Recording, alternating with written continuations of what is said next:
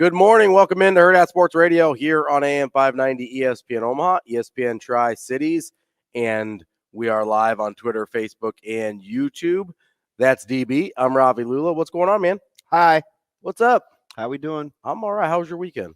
Oh, it was okay. Yeah? Apparently my energy's bad, though. That's what... Your energy's bad? Nah, I mean, I said something the other day about, energy doesn't lie. Yeah. Apparently I'm not giving off good energy. So I'm gonna have a spark. Yeah. I'm gonna pour a nice little. It smells like powder. Well, yeah, because it is a powder. I know. That's the problem. I know. It's all right. We'll get through it. A little pre-workout. Yeah, it's good. Couple guys got to. It was fine. How were the Clean districts the on garage. Saturday? Districts were good. Yeah. Big Tuesday tomorrow. Yeah. It's not Super Tuesday or anything. It's different. It's a different thing. Yeah. It used to be Big Monday and Super Tuesday. Yeah. So they don't do that anymore. Can we do away with something, though? The Friday night college basketball thing is annoying. Yeah, it's a little too much. A lot of times it's Big Ten, too, I hate Yeah. to say. But the Big East had a couple this year, which was weird. I didn't like it. Yeah, Operation Poo Poo. Yeah, let's get rid of the Friday nights. We're not a fan. I need a day that we can just mark off as not having to worry about it. Yeah. You know? So officially, I think I have the cleanest garage in America. Nice. My buddy Chris hung a mirror for me In the garage? No. Okay. Not a lot of vanity going on in the garage. Maybe you want to get all the angles of your car. You want to make sure it's all clean. I don't know. I had to move the Blackstone to the deck. It's about that time. Okay. All right. And then got to get a couple lights for the deck. Yes. That time of year. So is this very non-manly that I brought it in for somebody smarter than me to tell me what I needed to get? No. I mean, I could look at it, but Shane, I don't know. It's like I appreciate you acknowledging what you don't know. Right. So I have this is a floodlight, right? I think so. Yeah. I don't know. It's a flash. It's a light bulb for a deck. Yeah. That's all I can tell. That's all I can tell you. And I gotta meet Coach at about 11. Yeah. Which coach is that? There's a lot of coaches out there, DB. Closer to like 10:45, I hope. All right. Well, he doesn't sit still, so it'll be pretty. He's a moving target. You try to very, very much so. And apparently, he likes for his guys to dunk because it was flooding my timeline. I was like, okay, I'm over it. Is that bad? Like, was I super Walt Kowalski? Yeah, I think you maybe were a little bit of a curmudgeon on that one. Yeah, I was like, okay, I just want to win. Like, can they hoop? Can they play football? Yeah, I mean, I think that's really all I care about. I know. Right? I think, but okay, I know you have to take off DB hat for a second. Okay, which one is that? That's like the analyst, former player hat. You got to take that one off for a second. Okay, cool. All right. Wait. Take that one off. Okay. Put the fan hat on for a second. I know you don't break that one out very often. But from a fan perspective, it's a cool thing to watch. It was cool. It's a cool thing to watch. I honestly, I have it in my notes, and you're probably like, I don't know what this guy's talking about. It reminded me of this thing that I went to when I was a kid. Mm-hmm. And I think it was This is terrible, by the way. Yeah, it looks bad. You don't smell it? Nope. I've smelled it before. I'm good. It reminded me of, there was this thing that Nebraska, I don't know how often they did it, but Nebraska football players used to do when they were seniors. Yeah, I did that. The basketball thing? Yeah, I jumped off your boy's back multiple times. Which boy? Verzal. Oh, did you? And he would lift me with his hands. So I think it was, Jock Vaughn. Yes. It's one of the coolest things I've seen to this day. RIP to his coaching prowess in Brooklyn. Well, fair. He got replaced by an Ollie, though. He was laying down at half court and made a half court shot laying down. Oh, really? Which was one of the coolest things I'd ever seen. Yeah. Yeah, I kind of get what that would take. It takes some tremendous core strength. Obviously, got to have a little tricep involved there. Mm-hmm. I saw a guy do a backhand spring out of bed. From his back. That's aggressive. It was LP. That makes sense. Clinton was there at the one I was at. Yeah. It was, because I remember he was the one guy whose autograph I couldn't get. So my mom. I know it in my, I know it in my head. my mom like chased him down. Where was he? So he went back to the locker room super fast. Yeah, sounds like him. And did he have cool shoes? He always. I don't remember shoes. He was wearing. He always wore good basketball shoes. I remember though he was wearing a Notre Dame jacket, and I was like, I'm a kid, right? Yeah. I'm like, what's happening here? But my mom gave like this sob story about how he was one of my, and I really liked Clinton when he played. Yeah. And I'm not going to go there this morning. I'm not going to do it. So even as a peer, yeah, I love the way he looked in his gear. Like you usually don't, even in high school. Like I kind of tried. We had this thing. Like I was over there every week. Yeah. Right. He had a pool table downstairs. It was nobody ever bothered us. I really liked his brothers, and he wore this neck roll. And I'm like, man, because he really liked Eric Dickerson. Okay, yeah. And I was already wearing the rec specs, so I tried to go with the whole cowboy collar thing, and it just didn't quite look like his. No, he looked the part for sure, and he tore us up. So he like went back. So my mom like kind of like worked her way back, and she's like, hey, my son's a big fan. I'm like 8 or 9 years old at this point. Goes, hey, my son's a big fan. Like, is there any chance? Like, he's one of his favorite players. And so they like took me back to the locker room with my Nebraska poster, and he like signed it for me. Oh, that's cool. It was super cool. But that's what this reminded me of. So like maybe I'm just overly nostalgic about this type of thing. And I'm not. So that's probably what you're. I'm the anti-nostalgia. Yeah, you're the total opposite. And usually I am too. But it was part of the reason.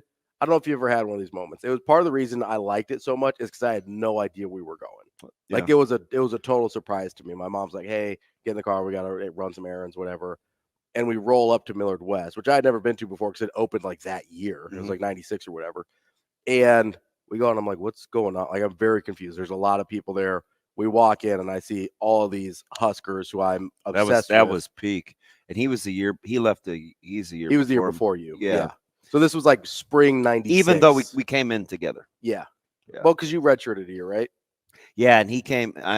Was he prop? I can't even remember. He only played 3 years. Yeah, he was. Yeah.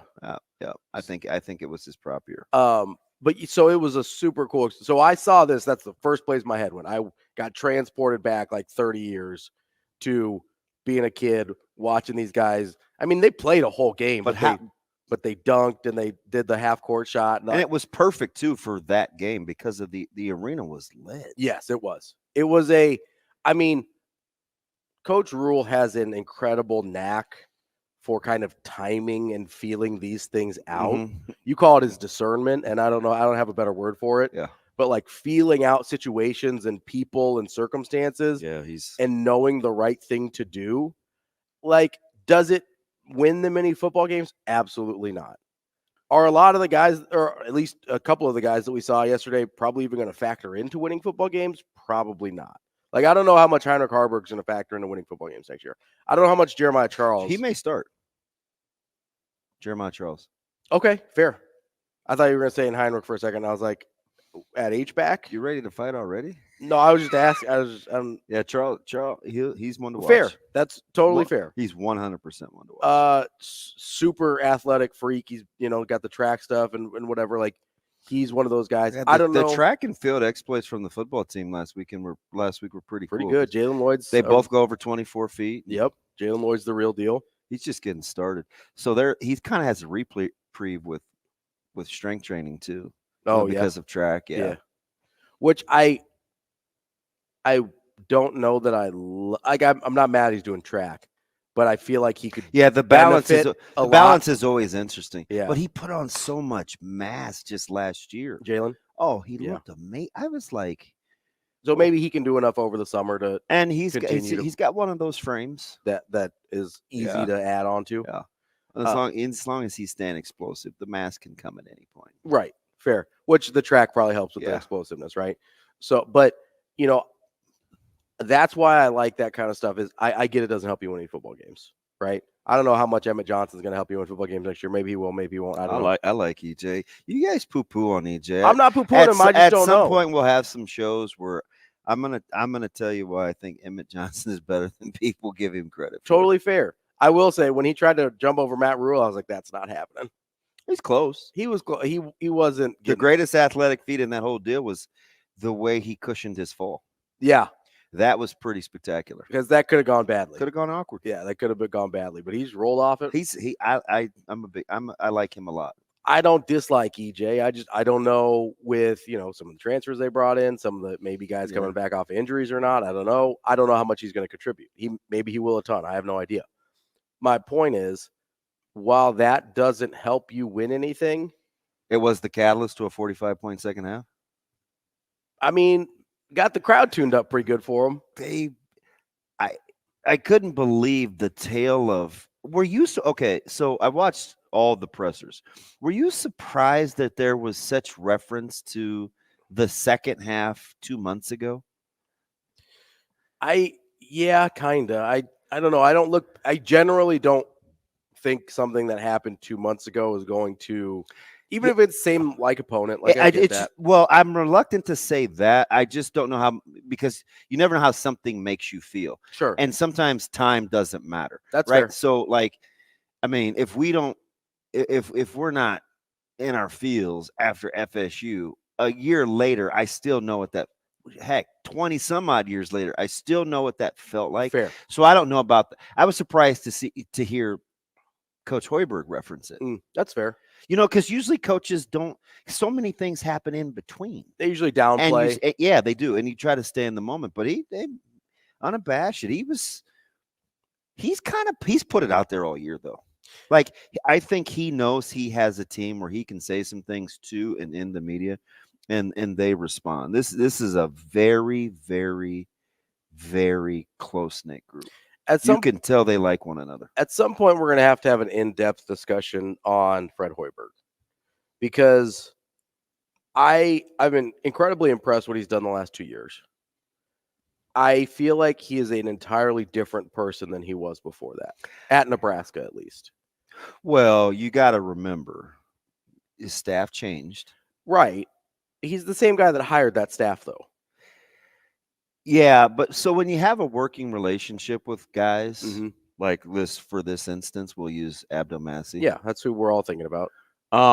There's one there. Okay, so there's a couple though, but let's take him as the main one. That's the one that he gets the main villainization because of the way the roster was built. Now, when you're used to working with a guy a certain way, and you've had success with it, when it doesn't go that way, sometimes you just innately you be who you have to be. Doesn't mean he wasn't capable of being that person. It just means that the way that it was, he no longer has. That's fair. I think what it was for me was... Does that make sense? It does. I felt like he wasn't interested in being this person, like this version of a coach.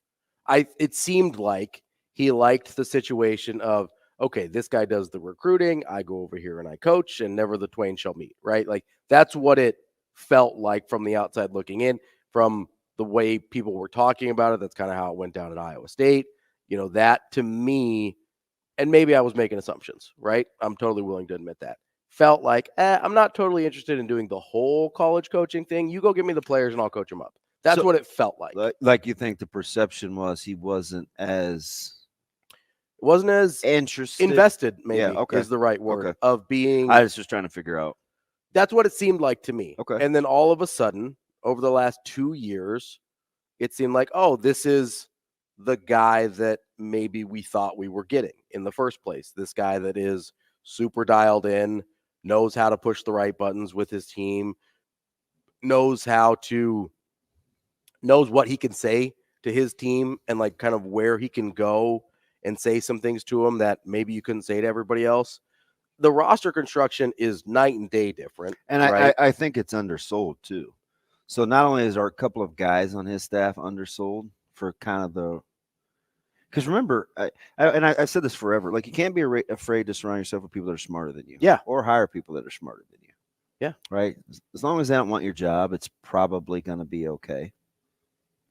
And I think with his staff and getting defensive minded, but he gave you glimpses last year because they were like 2.5 different teams at various points during the season last year. Well, that's why I say the last 2 years, and he right? was no, I'm with you. Yeah. I'm with you. And he was kind of able to light switch the way that they wanted to play a couple of different times. Yeah, pull the levers a little bit.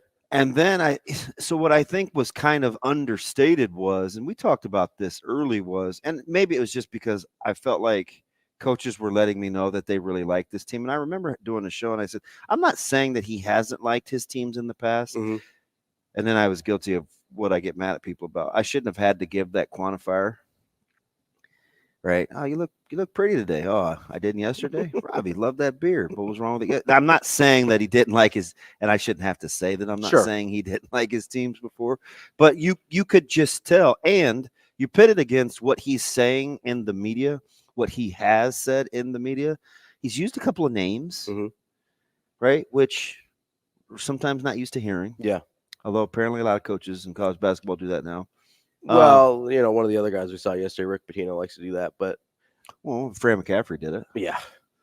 How about Pitino rolling with the white when I just was making fun of the all white on Friday? Yeah, I mean, I text you. He looks like a televangelist. Like he looks like he's going to ask you for some money for a healing, and then he's going to fly away in his private jet. So it's like, the putting it together, and it fits right in my wheelhouse.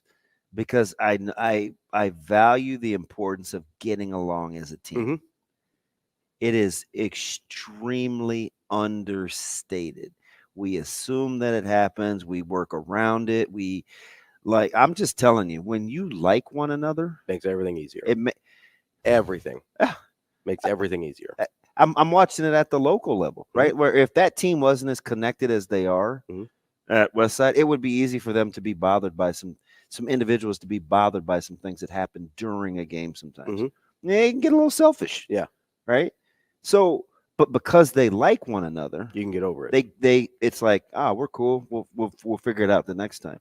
So I'm a big, I said this before about this upcoming season, this last season, or seasons before last, or I'll maybe use a different school that has a lot of other good players. It's not just about having good players. There's been lots of coaches that have had good players whose teams don't maximize, who haven't won anything. I will say, I think the fit of the roster, it can go both ways, right? So if you like each other a lot, the roster can tend to fit better, even if the pieces don't necessarily make a ton of sense. I also think it can go the other way, especially when you're kind of Nebraska, you're bringing in a bunch of new guys kind of every other year. You're trying to fit pieces together. I think Nebraska's roster making more sense now as a basketball team lends itself to them liking each other. But more. What if it could be something as simple as, hey, listen, we need to practice better, right? We need to ratchet up our practice. Insert a guy like Juwan Gary, who every time he's on the court, he's going to practice a certain way. Yeah, he's going to give you what you need. You couple that with the evolution of his game, or a guy like Jamarcus Lawrence, who goes to the bench and then for whatever the reason has accepted the role and plays better. Maybe it was because he saw a guy like CJ Wilcher do it. Yeah. Right? Like, so the modeled behavior and kind of how to do things like that, you can't undersell that kind of stuff. It doesn't he's not, I don't think we're giving him Coach Roy near enough credit for the behind the scenes stuff. I think it's crucial. And that's where I think it is absolutely crucial. Could he have benched Tominaga last year? Could have. No, I don't think so. What do you mean by benched? If he doesn't like the way that he's playing, he kind of had to live with it and hope that he snapped out of it. Sure. Okay. Right? Yeah. Generally speaking. Yeah, I think that's right. Don't let me talk into it if you disagree. Well, so I mean, I think because he doesn't anymore. No, but I kind of think we also forget that we talked about the defensive lapses last year, but he's had to stay on the floor because of the offensive firepower. But I think he doesn't have to do that anymore. We also kind of forget until the injuries hit last year, Tominaga wasn't playing this I understand. Role. So like earlier in the year, he kind of was benching him because he had other options. Careful though, because Pelini wasn't playing Levante David either. So don't let that be an indictment. Like sometimes that just happens. No, I get that. But it's you know what I mean? Hard to say he couldn't have benched him when he wasn't an integral part of the team at the but you can't start of the season. Yeah, but you can't unknow what you know. It's not like you can say, "Oh, I didn't see him just go get 30 in about 12 minutes." I know we didn't have that before, but man, Right. going forward, I didn't just see that. At the end of the season, when the injuries were, and that's about all he had, like, yeah, he probably couldn't have benched him last year. I think you're selling what Casey did. I think you're selling him a little short. In what sense? Because there were times where he was all they had. Right, at the end of the year. Yeah. I'm going to go look it up. I'm going to go look at his game log. Because the way I recall it, and I could be wrong, the way I recall it was Tominaga really didn't emerge until after injuries sort of forced him into his role. Yeah. So, for instance, like when you go get a guy like Bryce, Bryce has to have a temperament. And I don't even know if you know this going in. You could probably look at his game and think, okay, he's a 3-level guy. He's efficient. Yeah. Doesn't have to hunt. He could play with a guy that maybe does, or he could thrive in a guy. Sure. I don't have to. He's low maintenance. I don't have to. You know what I mean? He doesn't need the ball. So you can surround him with different kinds of pieces because for all the 20-win stuff and the productivity, I think you got to get inside the pieces. Like, just pick a guy. A month ago, a guy that comes in on Fridays was like, I mean, and he wasn't alone. It was anime. Rink Mass is Nebraska's best player. Rink Mass hasn't really shown up consistently in about a month. Yeah, for a hot minute. And it hasn't really mattered. Like, that's important. Yes, I agree. He has to be willing to accept that and still play his game. And you have to be able to evolve around that and still play your game, all while not getting time to figure it out without having to do it on the fly. Like, I don't undersell any of that stuff. That's part of the reason I say the fit of the roster can lend itself to being closer knit as a team, because I believe everybody's more comfortable, and I mean that in a good way, not a bad way, when they know their role. Or when they know what's expected and asked of them. When you're in a situation where you don't necessarily know that, sometimes it's hard to like the people around I get you. that, the obvious point of that, but sometimes you can't control that. Like, Wilcher doesn't know if he's going to have to go for 18 and a half. No, but that's not what I mean. We can pick this up. You know what I mean? I do. I know what you mean. We can pick this up on the other side of the break here. Right. That's DB. I'm Ravi Lulla. We'll set the consistent. lineup. We got Creighton as well. We got more Hurrdat Sports Radio coming up next. Welcome back to Hurrdat Sports Radio here on AM 590, ESPN Omaha, ESPN Tri-Cities. That's DB. I'm Ravi Lulla. We're live on Twitter, Facebook, and YouTube as well. Want to let you know what's coming up on the show today at 8. We will talk to Mike DeCourcy. He is from the Sporting News. He also does Big Ten Network studio work, and he does a little bit of everything for Fox, but everything, a little bit of everything. But we're going to talk about college hoops. We're going to talk about college hoops. Hi, Trev. With Mike DeCourcy at 8. We're going to talk with Sam McKewon from the Omaha World-Herald at 9. The rest of the time, it is you, me, and Dupree. DB. Hi, Shano. And Shane's here too. Totally on me. You can give us a call at 888-638-4876, or you can hit us up on Twitter. Those YouTube comments often popping as always. I wanted to get back into the roles we were talking about. Why, earlier, Ravi? because I don't know that you understood what I was talking about. Do you understand the words that are coming out of my mouth? No. Well, if you weren't so deliberate, maybe I could listen better. Listen, I'm, sometimes I try and keep it at a pace you're comfortable with. Hey, you hear this guy? What? We were talking. All right. I was trying to make the argument that if you have a team whose roles fit together better, it's easier to like one another. Mm-hmm.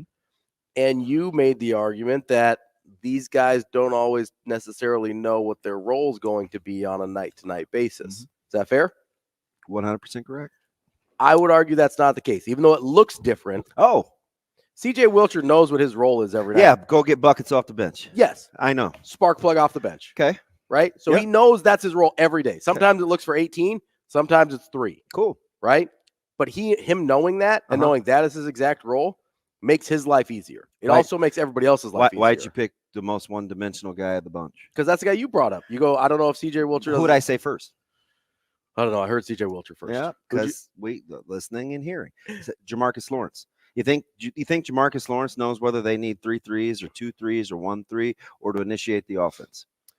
Jamarcus Lawrence is a tough one. Okay, it really is. Well, let's give you another one since we're on this. Let's go Juwan Gary. Do you think that they know that Juwan Gary is going to have to pump it in from behind the arc? No, but do you think that they think, hey, Juwan, we need your offense tonight. You got to go double digits. I think that most nights they need him to go double digits. So it wasn't just a month ago that we were talking about when he was hurt, how they missed his defensive prowess. We didn't say he can't play both sides of the ball. No, you don't get to go back and get it though. We didn't at any point when Juwan Gary was hurt say we miss his offense. They missed his defense more. Oh. What? Because revisionist history affords you the luxury of being able to say that. It certainly does. But in the moment, because we're adults and we can remember things, that's not what was being said. So his offensive evolution, which I believe his coach talked about, his ability to stay in the gym and work on his shot and dial from distance, they didn't know that was coming.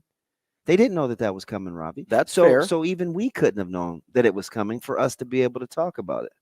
But what I'm talking about for what they are doing with their particular roles, right? Yeah. On offense, it is more fluid because they have more options. You have a lot, yes. Right? You have Tominaga can go off one night. You've got Rink Mass has had big games offensively. CJ Wilcher's had big games offensively, right? You have a lot of different dudes that have had big games offensively. That's why we focus on his defense, because there's fewer options to take up that slack for him. Okay. Does that make sense? Sure.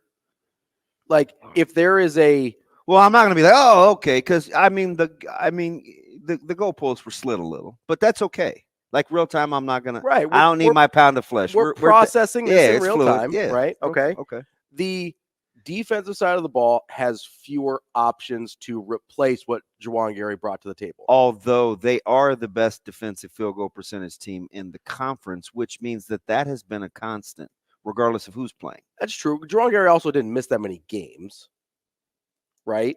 I mean, he missed what, 3-4 games? Yeah. So that's a small enough sample size that probably doesn't skew large enough to take them out of what they've done all season. Oh, right? Because sample size matters. We learned that last week. So is it because of their defensive versatility? Are we downplaying Gary? Or are we saying no? I'm just saying because there are guys that you can take out of lineups that will ruin a team defensively, even if it's only for one game. That's fair. I mean, is that true? I don't think that's true of Gary. I think Gary's important to what they do defensively. But are there people like that? Yeah, Ryan Kalkbrenner. He exists just up the street. Okay, so I'm not Gary, refuting the sample size. I'm telling you that sometimes it doesn't matter. Yes. But for the season-long stats, even if you ruin them for the one game, that's not going to skew the stats that much. Correct. For the whole season. Correct. My point with Gary is he is a very good defender. They need him more defensively because they have fewer guys to replace him. I don't think he's a Ryan Kalkbrenner cog of the defense type of player. Okay. Right? So it's a little bit different. I will say their ability to turn a bunch of guys who maybe we didn't know had these types of offensive games into a Juwan Gary that hits 4 or 5 threes yesterday and some of them not easy shots, right? There was a couple of those, especially the last couple. The one where he kind of slid into the corner and knocked that down. That was a confidence I could. That one, and then the one where he is getting closed out on hard on the wing. Oh yeah, and that was an eye socket. Yeah, that was in that dude's eyeball. Yeah, he had to pull a twine out. Not 100% sure how that got over the guy's hand. Mm-hmm. He had a couple really challenging shots. Jamarcus Lawrence being versatile in terms of what he was being asked to do. Rink Mass I think Rink Mass' role has not changed that much. Sometimes they ask him to score a little bit more than they do, but he's always sort of that. I think on the broadcast yesterday, they said that Hoiberg saw him as sort of a George Niang type guy, where he could sort of be the focal point of the offense, but doesn't always necessarily have to score. I think their ability to adapt to their roles offensively has been a huge part of why. Because this is a team that could not always score very well, right? Like there were times this year where it was a struggle bus to score the basketball. That to me is the most impressive in-season thing they've done. Yeah, but you know what? It's kind of bugging me about the analogy though. What's that? With Gary, and because I still think we're underselling. Because while Gary wasn't playing, Alec did. Yeah. And we figured out that Alec's pretty good. Like they need. No, you don't roll your eyes now. I was trying to think. I wasn't trying to roll my eyes. So, and it's okay if you did. I'm not offended. I just said that. No, sometimes when I think I look up. So, but Nebraska didn't get away from playing Alec, right? They found a way to play both he and Gary and still continue to get better. Yeah, because they found something they liked. So those kinds of what I'm saying is those kinds of things matter, and those roles aren't defined. They evolved on the fly, and they learned to embrace them. I understand that not everybody's role was defined coming into the season, right? So I'm trying to get in between the goalposts. So all I'm saying is listen, I might have it wrong with this particular team. I think can we just agree that we're underselling the level of understanding to get in where I fit in? Because that's what the guys have really done. Totally fair. Hey, we're going to get in where we fit in because it's changed. But my point with the get in where you fit in, it helps a ton to have a starting idea of where you might fit in. Okay. That's what I mean by role. Water's pretty wet. Allegedly. You know what I mean? Like, but because there's a difference between, hey, get in where you fit in and then not having any idea what that means. Right? I've worked in places where I didn't know what that meant, right? Get in where you fit in. So I guess at the end of the day, I'm saying I think the culture has to be the culture has to sit in such a way where people are willing and can do it on the fly, whatever you need. Fair. And there's some beauty in that. There is, for sure. Right? Like for sure. Sometimes Christian doesn't know if he's going to catch 6 passes. He may not get one. But the culture is on any given night. That's totally fair. Like there's something to be said for that. I also think there's something to be said for giving guys an idea of, hey, this is where you might fit in. And that might change, but giving guys a starting place helps a lot. And not everybody does that. Coming up next, we'll wrap up hour number 1. Already? Apparently. We set the lineup, though, so we're good. We've got more Hurrdat Sports Radio coming up next. Wrapping up hour number 1 here on Hurrdat Sports Radio, AM 590, ESPN Omaha, ESPN Tri-Cities. We're live on Twitter, Facebook, and YouTube as well. That's DB. I'm Ravi Lulla, and we are talking local hoops this morning. DB just tweeted out the lineup. Did you pick that GIF on purpose in Liverpool? Yeah. I didn't know you were a soccer guy.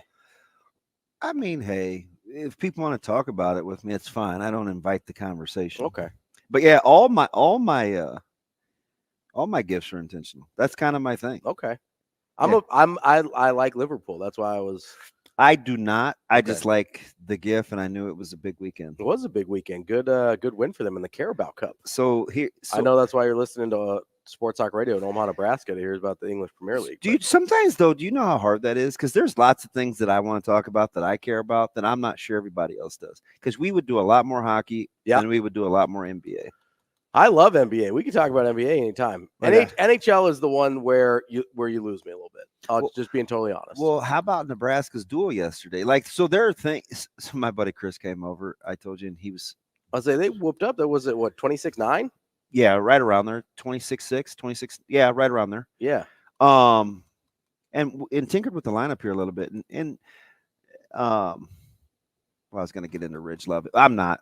We won't. We don't have to do wrestling right now, but finding that either through Flow Wrestling or Altitude Pac-12, like my channels, is nothing short of a headache. Oh yeah. But not near as difficult because at least I knew regional. I was like, okay, I've got to go.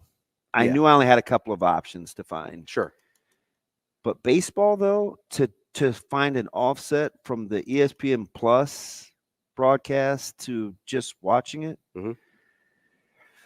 Yeah, the I got to show you my library sometime. ESPN Plus broadcasts are easier for me to find just because the way I for have, me. I have the most eclectic library for my streaming. Yeah. It's unbelievable. I am very comfortable with ESPN Plus because that's where I had to watch all my Indian cricket matches. So I've gotten real used to navigating. Whoa. You watch Indian cricket? Oh, yeah, Indian Premier League cricket. Okay. We talked about this the other day. No, it was in passing, and I Yeah. didn't know you watched it on television. Oh, yeah. Wow. Not all the time, but like sometimes. Is that really a thing? Yes. Cricket's a big deal in India. Shane. Hard to.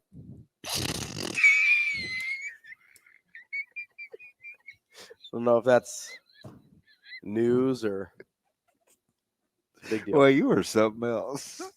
Um, You still mad about Sunday or what?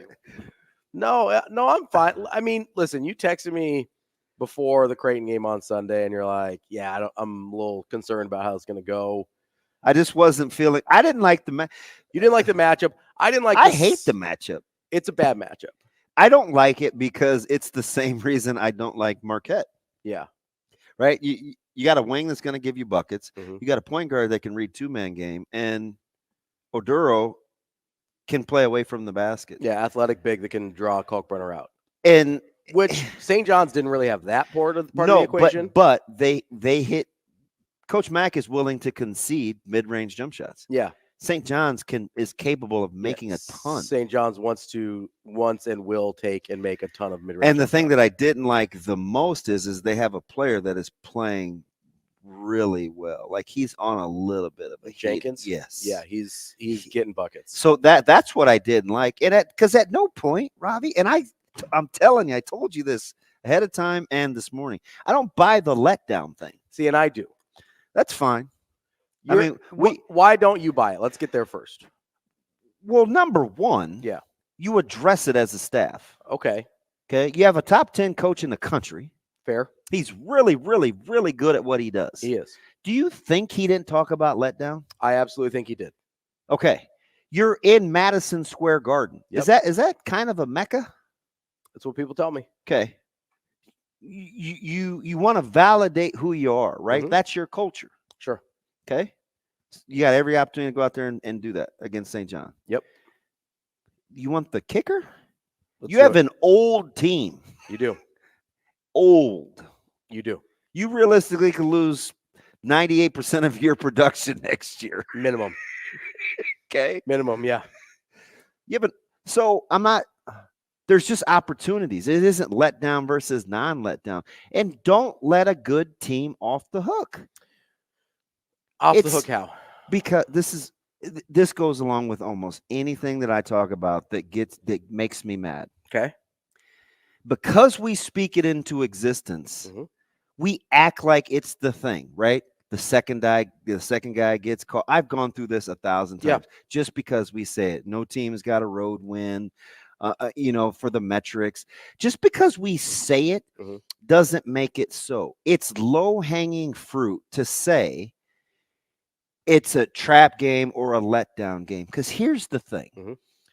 If 2,000 people say it's a letdown game and it still sneaks up on you as a letdown game, Mhm. it's not a letdown game. What is it then?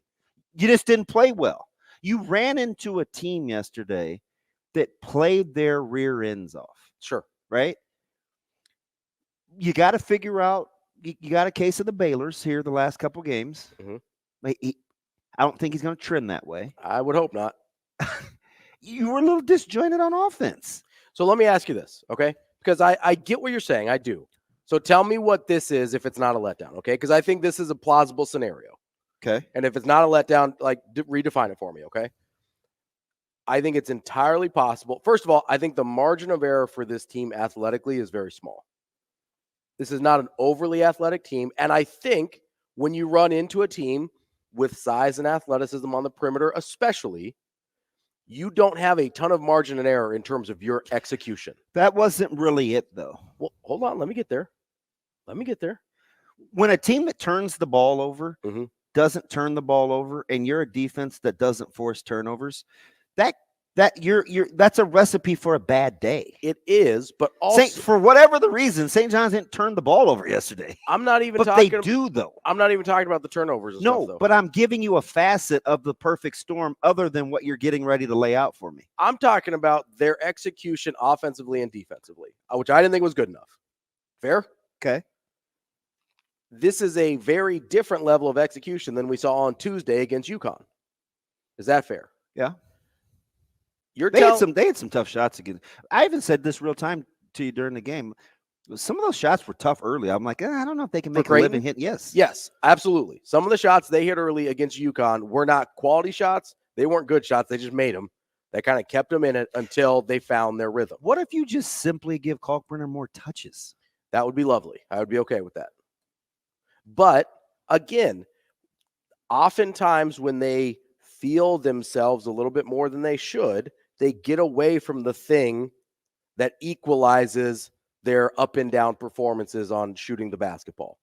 Kalkbrenner equalizes everything for that team, both offensively and defensively, because he negates their inability to maybe hit a gap and penetrate on offense, right? Because you still compromise the defense by getting the ball in the paint to Kalkbrenner. You don't have to break a guy off from the perimeter and have Ashworth get in the lane or have Trey get in the lane or have Baylor get in the lane because Kalkbrenner's already there, right? That compromises the defense in the exact same way that penetration does, or close enough. Okay. That you can use that as a substitute for penetration if you're struggling with that. Creighton sometimes gets away from that. I don't know if it's because they overlook it. I don't know if they think, hey, we had all this success against UConn. I don't know the reason. So you literally think you're going to convince me that I don't think I'm going to convince you, but in retrospect, yesterday was somehow related to how they think about what was going on against UConn? I think they thought they executed at such a high level against UConn. And listen, maybe not consciously. Wow. Listen, if you go out and you put it on the number one team. But you're selling them short. How am I doing that? How am I selling them short? Because I think they're aware. That's a really good basketball team. Do you think this snuck up on them? I think they have to be so dialed in to beat teams that are more athletic than them on the perimeter. I don't know about that. I that's what I think. Because we've seen this more than once. This isn't an outlier with St. John's. And maybe that's your argument that it's not a letdown game. But I think mentally they have to be so on point with their execution because they are a little bit lacking on length and athleticism on the perimeter that anytime they're not dialed in at least 90% on their execution, then they're in a lot of danger against teams like this. Let's get to Jesse real quick before we get to Mike DeCourcy. On the Warhorse Sportsbook Hotline, we got Jesse on the line. What's going on, Jesse? Jesse? Hey, guys. I agree with both of you a little bit. Ravi, I'm glad you started talking about athleticism because that's where it goes to. I agree with Damon. I don't think at this level letdowns and trap games exist. And it bothers me even when people talk about in the NFL. It's like, come on. These are professionals. You're at the end of February. Right. I mean, and how many of these guys on this roster, let's be realistic, how many of them are collecting paychecks? Like, legit, right? You're a professional, and you're in one of the elite conferences in the country. Every single night, you got to show up. And all we ask as fans is beat the teams you should beat, play tough against the teams where you probably shouldn't, and there's a part of me, when I was thinking about this as St. John's was just giving it to him, there's a part of me that wondered, would I have felt better losing to UConn and beating St. John's? I don't know. Because it's like we shouldn't have beat UConn, but man, we should beat St. John's every time out. And yeah, it's the athleticism. Jesse, do you know how many assists? Do you know how many assists St. John's had as a team? I have no clue. 24. You know how many times they turned it over? 3.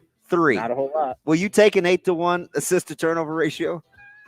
Not on defense. That's crazy, man. Jesse, that's not a letdown. Appreciate the call. We have got Mike DeCourcy from the Sporting News up next here on Hurrdat Sports Radio. Kicking off hour number 2 here on Hurrdat Sports Radio, AM 590, ESPN Omaha, ESPN Tri-Cities. That's DB. I'm Ravi Lulla. We're live on Twitter, Facebook, and YouTube as well. Joining us now on the Warhorse Sportsbook Hotline is Mike DeCourcy. He covers college hoops for, just about everybody, but Sporting News, Big Ten Network, Fox Sports as well. Mike, how are you this morning? I am well this morning. How are you guys? Good. Quick turnaround for you, Mike. Getting out of the studio last night, and I apologize for us getting you out of bed and ready to go, man. No, but I appreciate I'm on it. my way home. So it's just fine. Mike, so let's start with Nebraska basketball. Obviously, they finally got the road win against Indiana last week. They wrap up their week with a convincing win against Minnesota. I know you do some brackets as well. How confident are you in Nebraska being on the right side of the bubble this morning? Oh, this morning, as confident as one could be. I would say certain is not an unfair description this morning.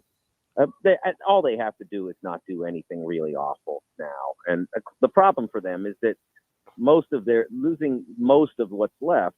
They have 3 regular season games, and they probably shouldn't lose any of them. If they lost at Ohio State, it wouldn't be the worst because it is a quad 1 game, and Michigan State and Purdue have both lost that game in the last 8 days. So it wouldn't be the worst, but it would be nice for them to get a road win, another road win to add to that, and that would be a quad 1 road win, and it could do wonders for their seeding. But I think if they win the other 2, that should be less daunting than the trip to Ohio State. I think they'll be fine. Yeah, and I think you win the games you can win, and they've done a really good job of just attacking the schedule that's in front of them. But like just for laughs and giggles, there's no real advantage.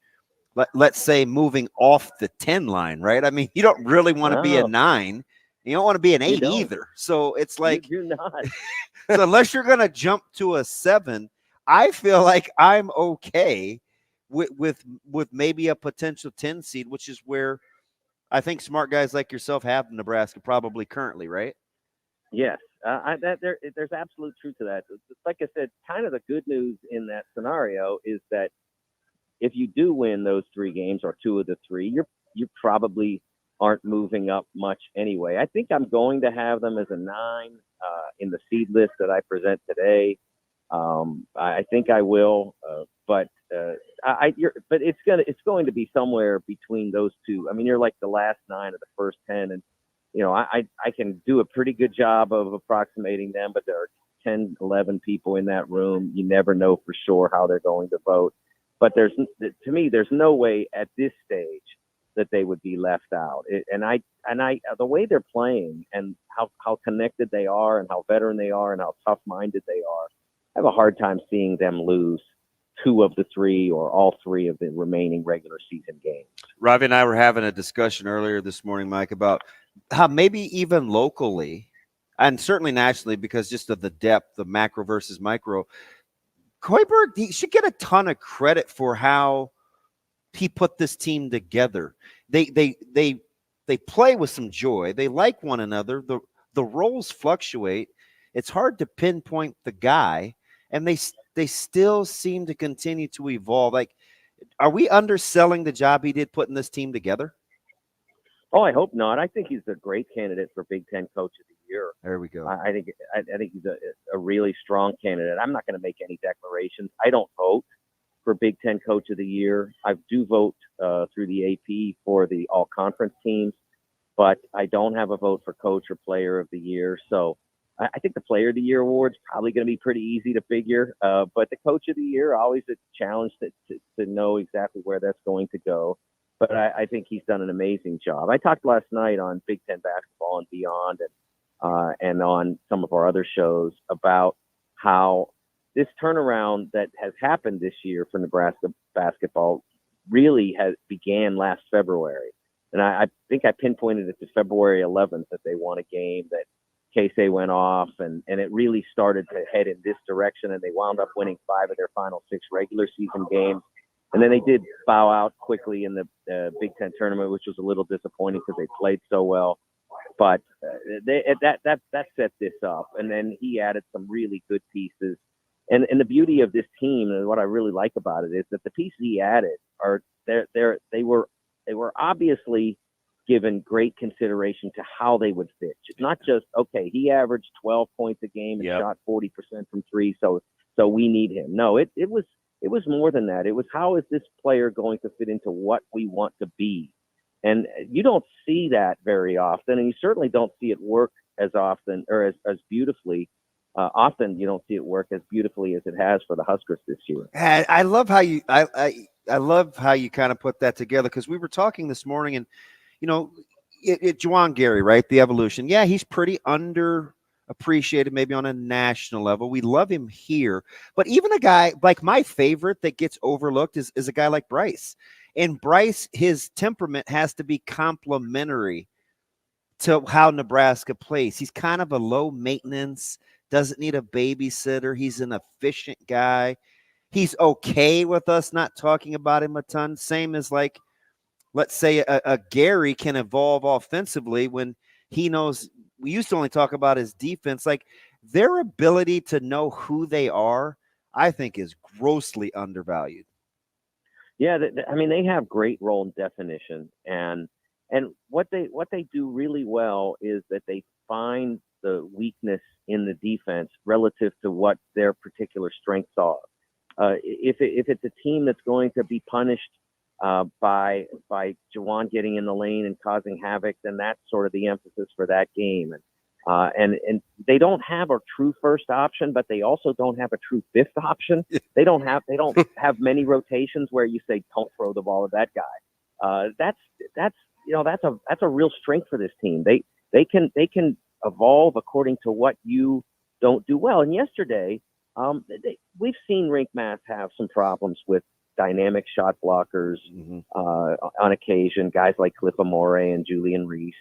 And so with the way Pharrell Payne had been playing, it looked like a matchup that might be problematic. So what did they do? Well, they always set Rink at the top of the key because he can shoot from there, and because he can pass out of the post as well, or pass out of the high post. And so what they saw very quickly yesterday was that when he put the ball on the floor, Minnesota's defense became unraveled. Payne was not comfortable with that. And right away, his great physical strength and dynamism were muted because the ball was on the floor and it was moving. And that really opened up the offense for the Huskers. So there were there's just a lot of different ways that they can beat you. And there was that time when Casey had a tough stretch, and it coincided with the Huskers not playing as well. But they can go games now without Casey going for 20 or whatever. They still take it if he's on, and they'll still try to work it when it presents itself, because he's terrific. But if it's not there that night because the opposing defense has decided that's not how they're going to lose, then they can go away from it and they can still win. We're talking with Mike DeCourcy of the Sporting News. Mike, you mentioned, you thought that the Big Ten Player of the Year is probably all wrapped up, and that makes sense. But let's take Zach Edey out of the discussion. Who have you been most impressed by on an individual basis from a Big Ten team this year? Probably Boo Buie, because there's so much weight on him. It's a program that still has only made 2 NCAA tournaments in its history. And that is going to try to make the second consecutive NCAA tournament for the first time ever. They did not handle that opportunity well in 2018 because they came back with nearly everybody from the 17 team that not only got to the tournament but played really well once they were there. And then they kind of just regressed. So there was a lot of pressure on this team with bringing back, again, a lot, but not everybody from last year's season. And to try to back it up. And then after the Dayton win early, and then they played really well in the league early, and then it became apparent that it was possible. So there was a lot of pressure on Boo, a lot of weight, and he's stood up to it really beautifully. And then, of course, with the loss of Ty Berry a week or two ago, now it's back even more because they've got one less double-figure scoring option on a team that didn't have many. And he has handled that. They've gotten other guys to step up, Ryan Langborg in particular. But it still all falls to Boo beginning to end, and he's handled it just beautiful. Mike, do you feel like if you had to cap a team, do you feel like you have a better handle on Illinois or Michigan State? Oh, I don't understand Michigan State. I'll be frank. I don't. I don't understand them at all. Illinois, I don't have a hard time really understanding. I know what they are. They're a team full of dynamic. Basically, it's 5 dynamic wings. Just one of them happens to be 6'11", 6'10", and they play out of that. They don't have any real point guard, So one guy has to handle the ball at any particular time, and that player has to try to make plays. And they're all, Damask is very good at it. Shannon is very good at making plays for himself. He's not selfish, but he's not a creator. And of course, we've seen Coleman Hawkins do magical things for a 6'11 guy, 6'10 guy from that position, creating. Some of the passes he threw on Saturday in their victory were ridiculous. And some were just beautiful in terms of their awareness. But they have a lot of guys that can do that. And, Hawkins sometimes vexes me. His game against Penn State, I talked about especially it on late last night. Yeah, I mean, he made 3 massive errors in the final 35, 40 seconds, and 2 of them were totally avoidable, I should say. And the other was missing a couple of free throws, one of which might have won the game. But the mistakes he made in that game, and I'll give Brad Underwood a lot of credit. One, he made it clear to Coleman that, you're a great player. You can't be doing these things. And Coleman responded with the best game of his career on Saturday. And then the other thing that I was really impressed by with Brad Underwood on Saturday was Nico Moretti came in early in the second half and played great. He wrote it. And instead of just saying, yeah, exactly. Instead of saying, well, okay, we got some nice minutes out of Nico. Let's go back to what we always do. Yeah. And they said, hey, and he never took him out. Yeah. I don't think he got a rest. I think he remained in the rotation in the lineup the entire rest of the game, and he played really solidly on defense. And he made a couple of shots, and he made a free throw, and they win the game. And I really respected that from Brad because I think sometimes coaches are, they go by what they've done always, and especially at this time of year, always doesn't get you as far as it can. Mike, I'm curious about Purdue at the top of the league. Obviously, they've had a great regular season, bouncing back from their early tournament exit last year. They've got, the odds-on favorite for not just Big East Player of the Year, but National Player of the Year. Do you think they're constructed in a way that would allow them to make a deep tournament run, at least give them a better chance for that than they had obviously last year? Yeah, I think it's obvious the key to that is Lance Jones. He gives them a second ball handler.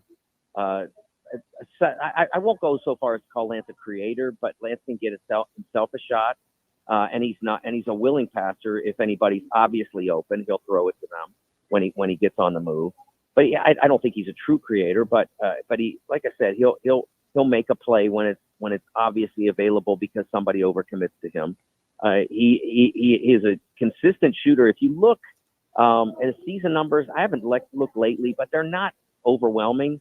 But if you look since January 1, since we resumed Big Ten play, they're much better, which is impressive because there's no bye games in there. Mm-hmm. There's no easy games in there. It's all Big Ten competition. And his 3-point numbers are much better in that stretch. So I would suspect that will carry over into March. So I do think they are better constructed in that sense. Plus, Braden Smith is a year older as the point guard, and he's having a tremendous season. I still want to see better, more aggressive basketball out of Fletcher Lawyer. We saw more aggressive yesterday at Michigan, which was good. Still missed a couple of shots you'd like him to make, but he was willing to take them. He went through a stretch of 5 games in which he was 1 of 7 from 3. And I told Raycel Davis on the set on Saturday, I said, I'm not bothered by the 1. I'm bothered by the 7. I mean, he was passing up open shots, and they just can't have that. They need the space that the threat of that shot provides. And if you're going to walk away from shots, then they're not going to honor them. They're just going to stay home and keep the ball from getting into Edie. Mike, let me ask you on the national scale. Last week, kind of the question revolved around the worst team that could win a national championship in basketball. And let me phrase it a different way and kind of narrow it down about level of buy-in. If you had to decide today, like rapid fire, would you take Kansas or FAU? Kansas or Florida Atlantic? Yeah. Like what, to win one game? To advance, to make a run in March once the dance starts. I'm not a big believer in Florida Atlantic. I think they had a nice run last year. It was a beautiful run. What they achieved was singularly beautiful, but They should have not won their first game because the refs blew a timeout call. I don't know if you guys saw it, but those T-shirts. Those T-shirts were awesome. I loved it. It's the T-shirts, for those who weren't watching, said we called a timeout, because they were on the floor with the ball, try to call a timeout. The ref didn't grant it, and then they ended up in a tie-up, and the arrow favored Florida Atlantic, and they were able to conjure the winning basket. So Memphis is still bitter about that. Because FAU wound up in the Final Four, and Memphis had to go home after a game they said they might have won otherwise. All right, Tennessee or Arizona? I trust Tennessee more. I think they're much better offensively now that Dalton Connect is a part of their group. He's having a tremendous season. I've seen Caleb Love shoot teams in and out of games now for 3 years, and that's the reality. I'm a diehard Carolina fan. That's why I chuckle. Yeah, there you go. You know as well as anybody. I mean, honest to goodness, I can't remember whether it was I was at a regional or the Final Four last year, and on Friday, I think it was Armando Bacot announced he was coming back to Carolina, and on Saturday, R.J. Davis announced he was coming back to Carolina, and I said immediately, well, we know Caleb Love is leaving. We don't know. All right, last one from me, and right aforementioned, Carolina or Duke? Oh, wow. That's a tough one. That really is. Duke's freshmen are playing better. They kind of scare me now than the last week. Yeah. Assuming Filipowski is healthy, I think that the offense, the variety of offense that Duke has, gives me a little bit more confidence. What prevents me from thinking that they could win a championship? I think Carolina could win it, possibly. Not likely, but possibly. But I don't think Duke can, because Carolina can protect the rim. Duke can't. But if you're asking me who goes farther, I think Duke probably does. But again, it all comes down to draw. There's somebody out there who takes advantage of Duke's inability or weakness at protecting the rim.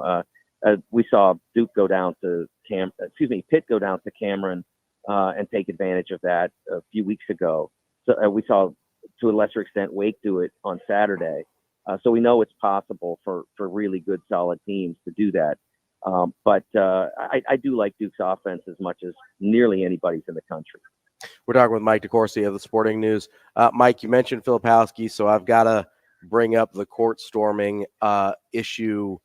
Obviously, it's become a much more, I guess, hot button topic here between Caitlin Clark and Kyle Filipowski, both kind of having incidents this season. Is there a good way in your mind to either prevent this from happening? Kind of agrees, like, hey, this isn't ideal, but what's the solution? Well, I know that it makes me, a get off my lawn guy, but look, I go to games. I'm not just a sports journalist. I go to games all the time. I pay for my seat, and I am entitled to celebrate at my seat, if my team happens to win. And I don't know that I'm entitled to celebrate there until 3 a.m., but I mean, I think a reasonable amount of time to celebrate, and maybe, but I'm not entitled to be on the floor. You're not. They don't even show guys or ladies who run onto the field now on television to discourage the practice. But then we encourage the practice by showing on television the court storms. I don't get that.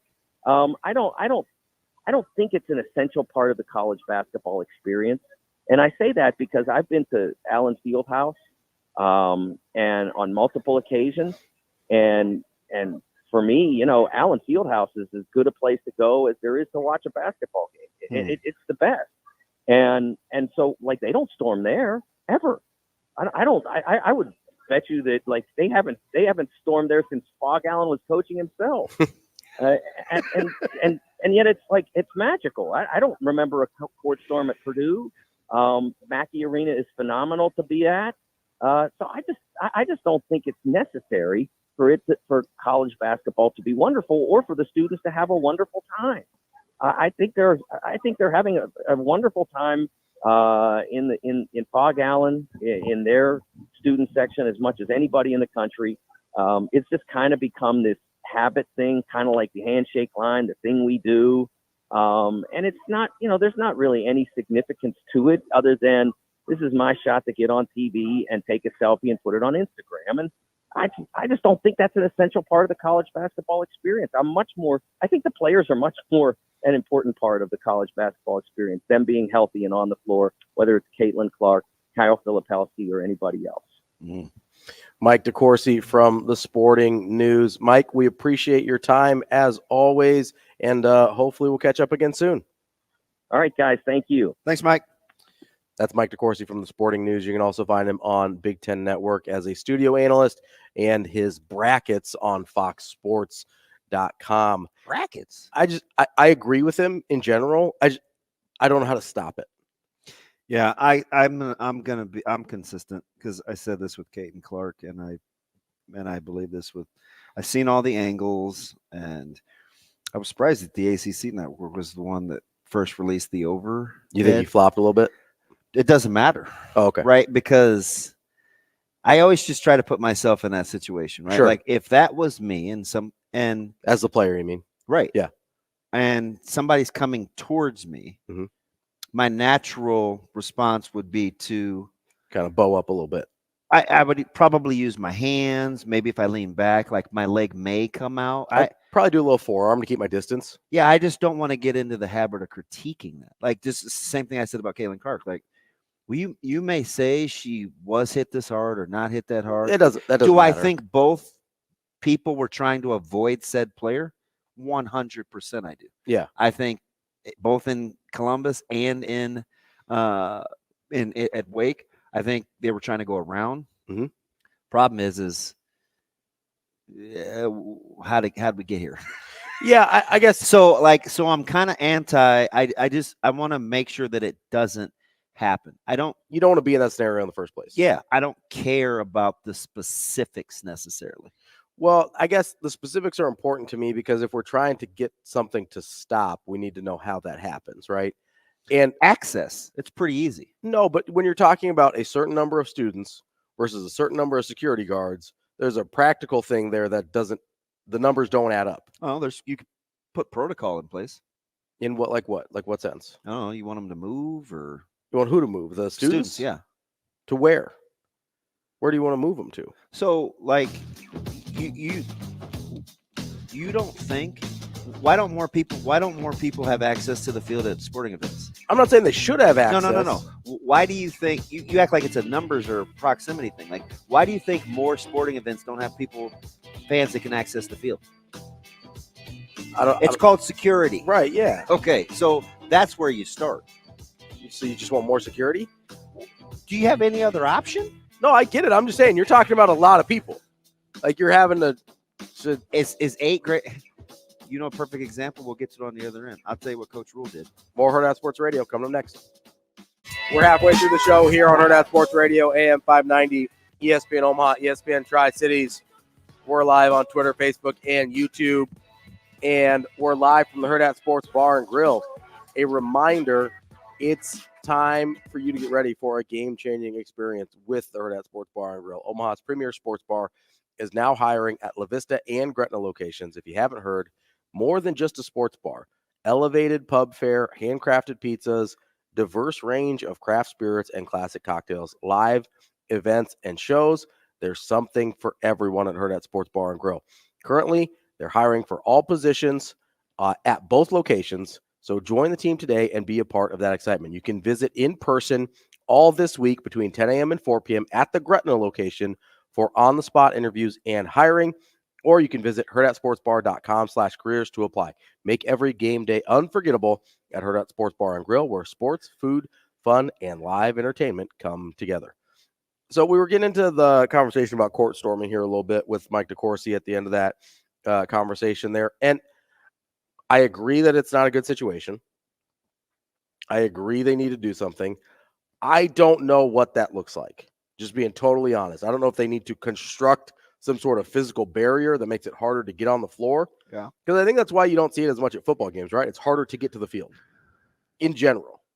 For most fans, it's harder to get to the field in football games. Not to say we don't see it still sometimes, but it's way more common in basketball because you're right there, right? I mean, getting to the floor in basketball is way easier than getting on the field in football.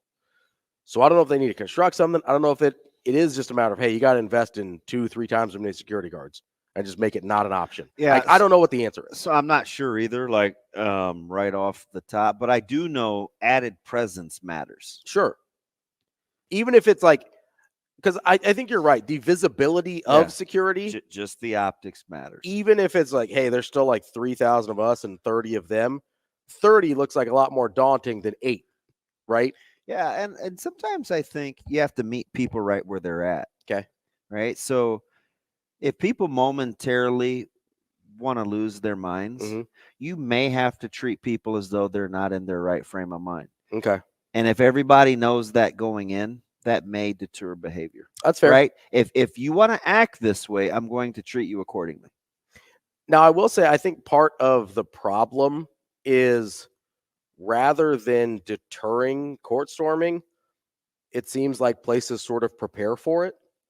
I mean, I know at Creighton on Tuesday, they were prepared for a court storming, and they sort of more or less opened the floodgates, and nobody got hurt or anything that I'm aware of. So that kind of is what it is. And, nothing happened. So you think it's okay. And listen, I don't know if Kyle Filipowski's hurt. I don't know if he's actually hurt. Caitlin Clark obviously was okay. But the fact of the matter is you're putting a lot of people in a not ideal situation. Right. Right. And so sooner or later, whether either of those two are actually hurt or not, sooner or later, you're probably going to end up with a consequence you don't want. So I think people, and I just don't want to hear people make the argument, well, we didn't care when it was Caitlin Clark. We do because it was Filipowski and Duke. Here's the thing that I think makes it just a little different. Okay. Wake Forest clearly dropped the ball. Oh, with the security? The game wasn't even over yet. Yeah. That's a problem. That right there is like, you don't even have the protocol in place. Even if you want, like, yes. That's totally fair. So I think that, so when people see that and you keep seeing all these replays of the clock and then where Filipowski was, and then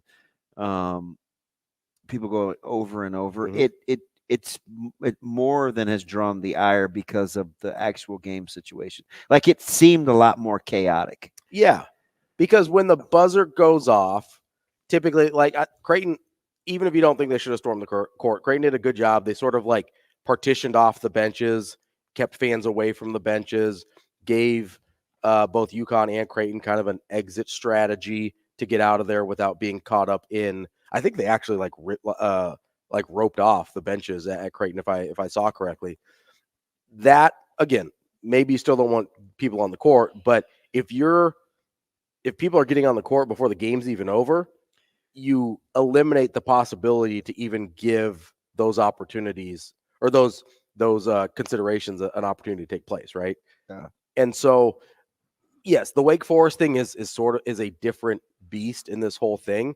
And I get it. People are gonna be mad at Filipowski because he insinuated. Well, I mean, did he say targeted? Yeah. No, he said it was intentional. Yeah. I mean, he just came out and said it. Because what it did look like the student was trying to avoid. Yeah. Like, I don't even know. And it's an overhead, and then there's another one. And then I was like, man, am I really going to get into the weeds of breaking down this film? Yeah, to going justify all Zapruder film on the, yeah. I've been on the grassy lawn. No. There's a joke in there. Oh, Johnny Bishop. I just don't want folks to be in that situation. And I can separate that from not liking what Filipowski had to say about it. Yeah, absolutely. Right. Like, do I think he was probably in his feels a little bit? 100%. I mean, like, I was targeted. I can. But that doesn't mean it was a good situation for him to be in the first place. Correct.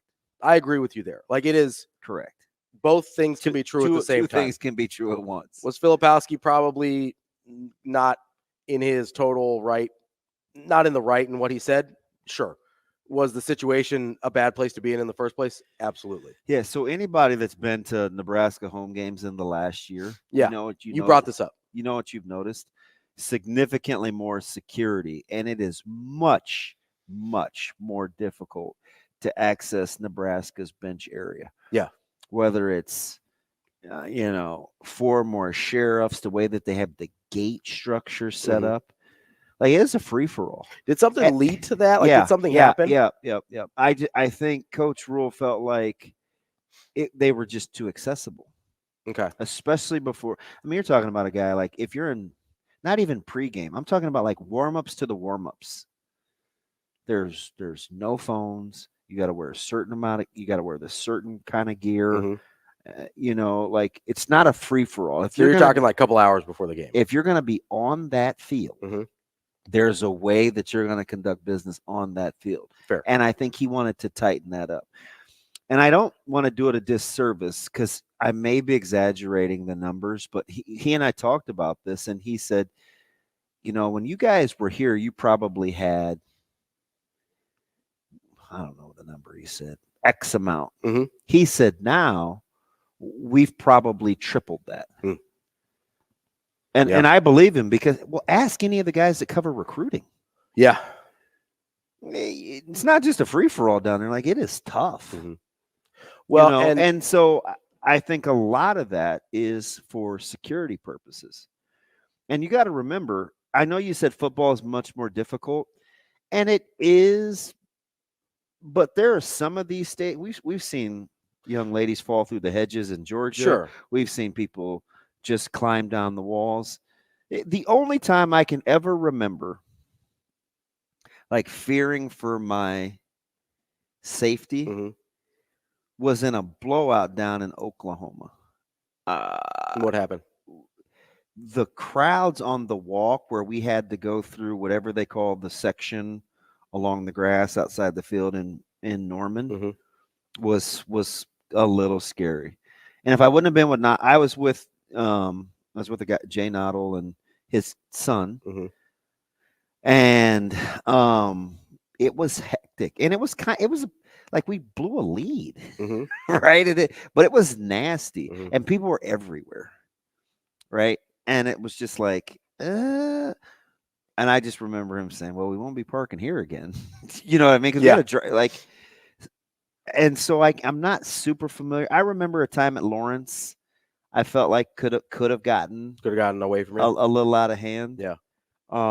Because right after the game, there were just like fans already down there, and I'm like, "How'd you guys get here so quick?" Now, part of it is their setup. It looks like a nice community park. Yeah. In Lawrence, like it's a different kind of setup, but I mean, in Norman at half, in Stillwater, like those fans they're from me to this wall from me. Yeah, that's fair. Do you know what I mean? Yeah. And there are places that are kind of like that. There are certain setups. You go by the student section in Iowa. Yeah. There's probably 6 feet difference. It's close. There's certain area, or now they added some additions in Madison, right in that end zone to make it a little. It's not as close, but it's not as far as you think. Yeah, that's fair. Coming up next, I do want to get into some college football playoff stuff that we didn't get to last week. We'll wrap up hour number 2 here on Hurrdat Sports Radio. Welcome back to Hurrdat Sports Radio here on AM 590, ESPN Omaha, ESPN Tri-Cities. We're live on Twitter, Facebook, and YouTube as well. I want to tell you about our friends at the Omaha Supernovas. They got a big W last night.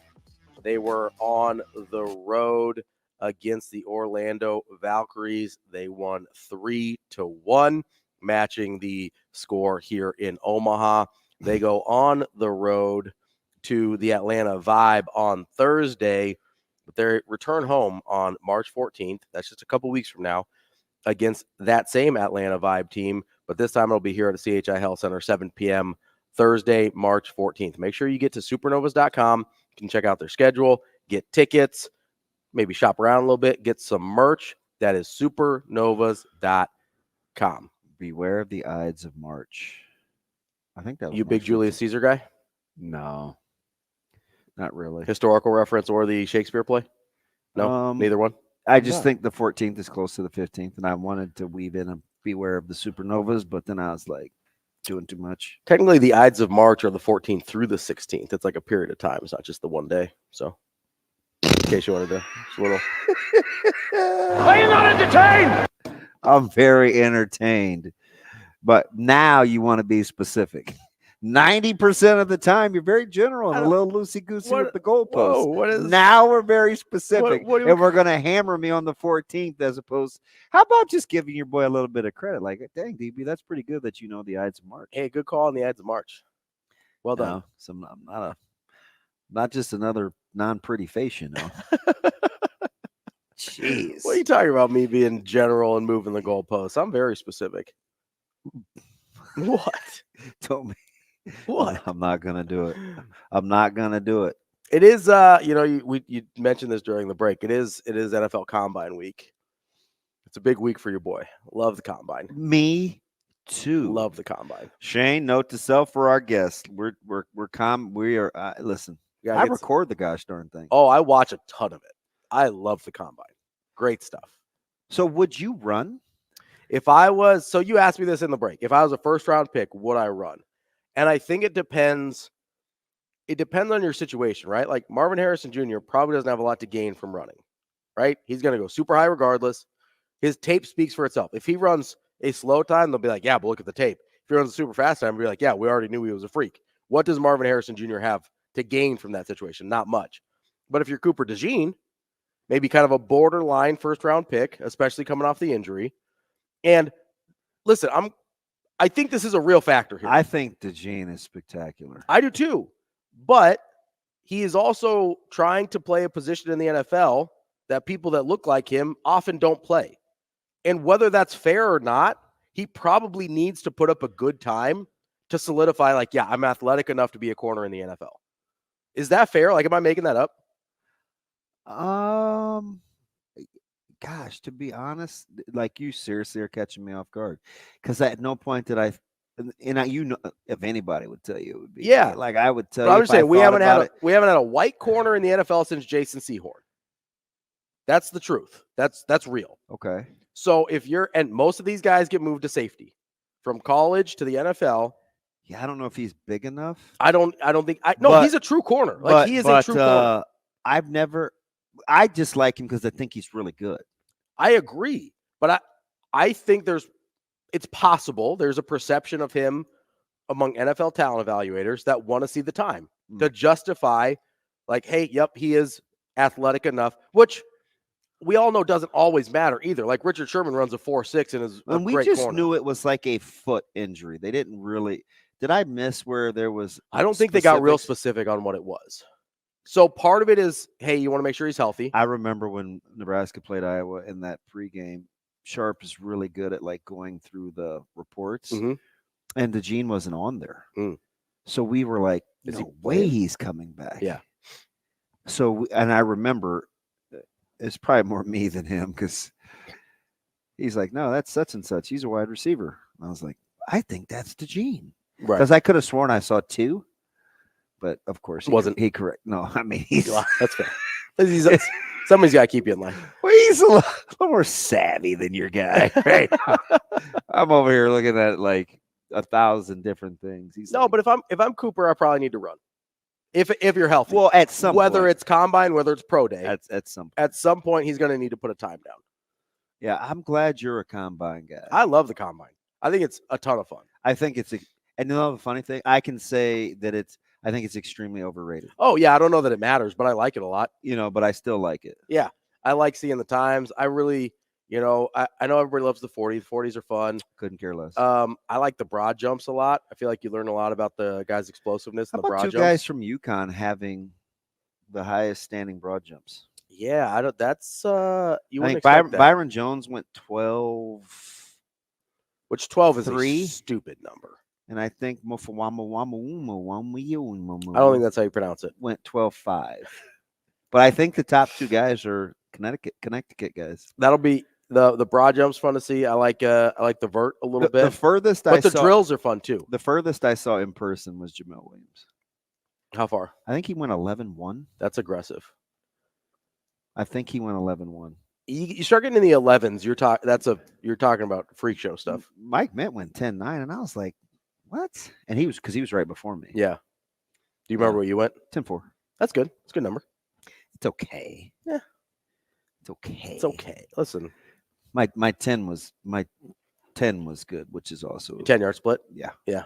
So it's fine, but Got yeah, that short area quickness. Yes. Yeah. Jamel, like that was the furthest I'd seen in person. Yeah. Yeah, he was explosive. There was Especially for his little wiry frame. yeah, you don't always get that out of Long those legs, builds. long arms. I'm like, Although sometimes they can who's kind this of dude, coil Mike- up. Who's this guy? Mike Powell or You know what I somebody? mean? They kind of coil and release the energy. Yeah.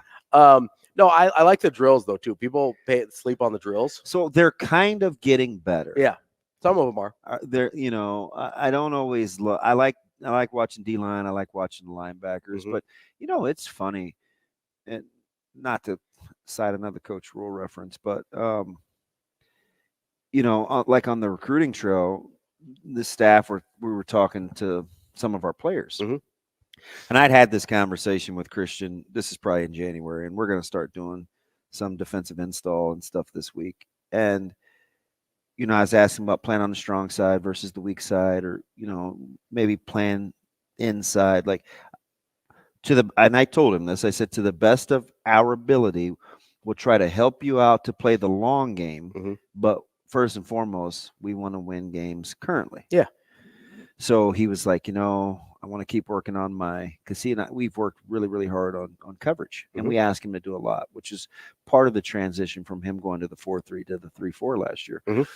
And we were talking about games and stuff like that. And Coach Rule had the whole staff in, and he said, I'm just going to tell you, because we were talking about getting guys ready for the pros and their track record and their ability to identify talent, which I loved as a recruiting pitch. Mhm. And he said, I'll tell you one thing that we're going to need to be able to do is I think if you want to play for a long time in this league, you got to be able to play some man-to-man and cover man-to-man. Mhm. And, Christian kind of lit up in his seat and stuff like that. And you can tell how that's one group at the combines whose drills I think have changed. Linebackers? Much more functional Mhm. for how I think linebackers How the game's actually played. Yeah. Yeah. Actually have to. I can't say the same linemen still do some silly stuff. Offensive linemen in particular still do some silly stuff. I don't know how much I love, and no disrespect to Michael Severe because he loves the gauntlet drill for wide receivers. I don't know how applicable that is to like I don't know how much you learn about functioning that. football, but Yeah. I do think the linebacking group is one group that I enjoy watching. I really enjoy the 3-cone drill.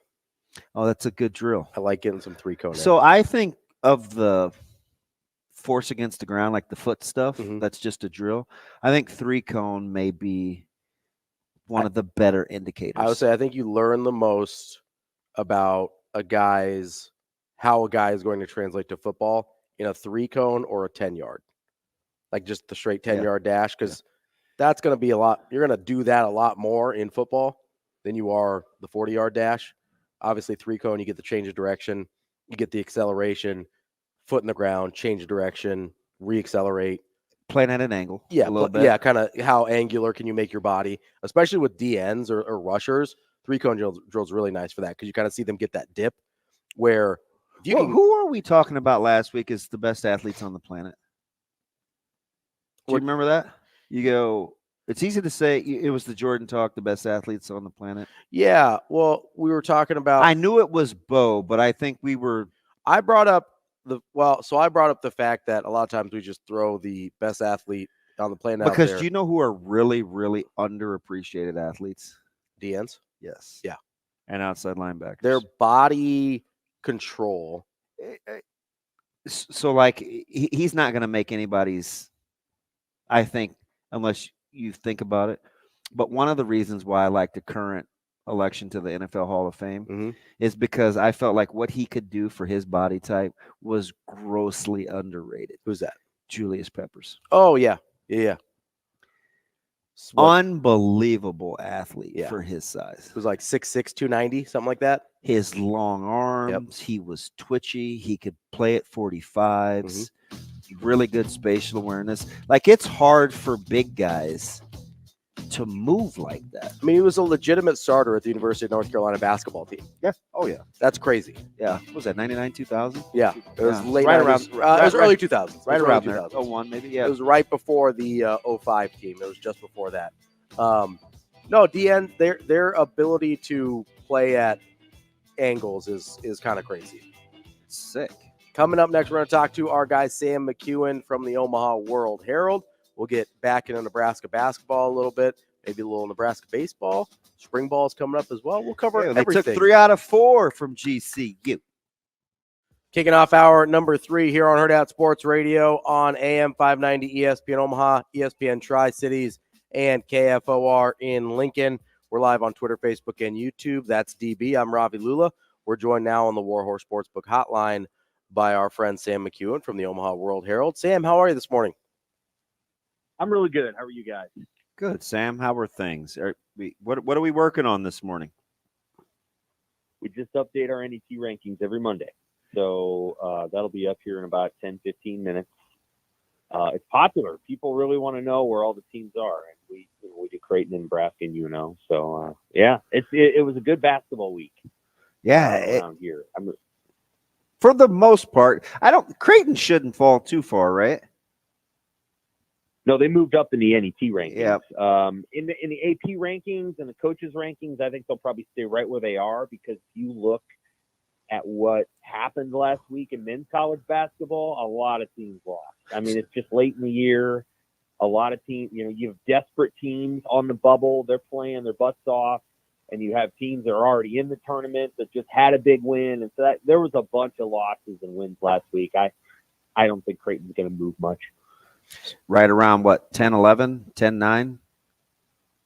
Well, in the NET, they're 11. In the AP, they're 15. I think they'll stay around there. Yeah, okay.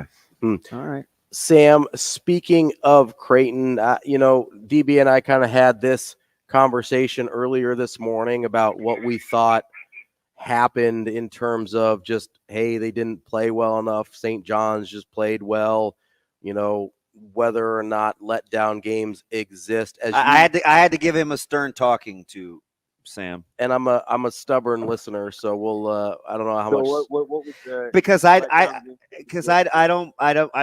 buy the letdown thing. And I think you're letting a good team off the hook, and I think Coach Mack preached about the letdown. I think everybody talked about the letdown. I think you could look at the line and see letdown. Like, if that snuck up on them, that was on Creighton. They just got to own that. There was no letdown. That was my exact delivery. Yeah, I mean, I think St. John's is played really well. 100%. You got to play Madison Square Garden. That's not easy. And I mean, St. John's is playing desperate. And then they match up well with Creighton. They are Creighton's kryptonite.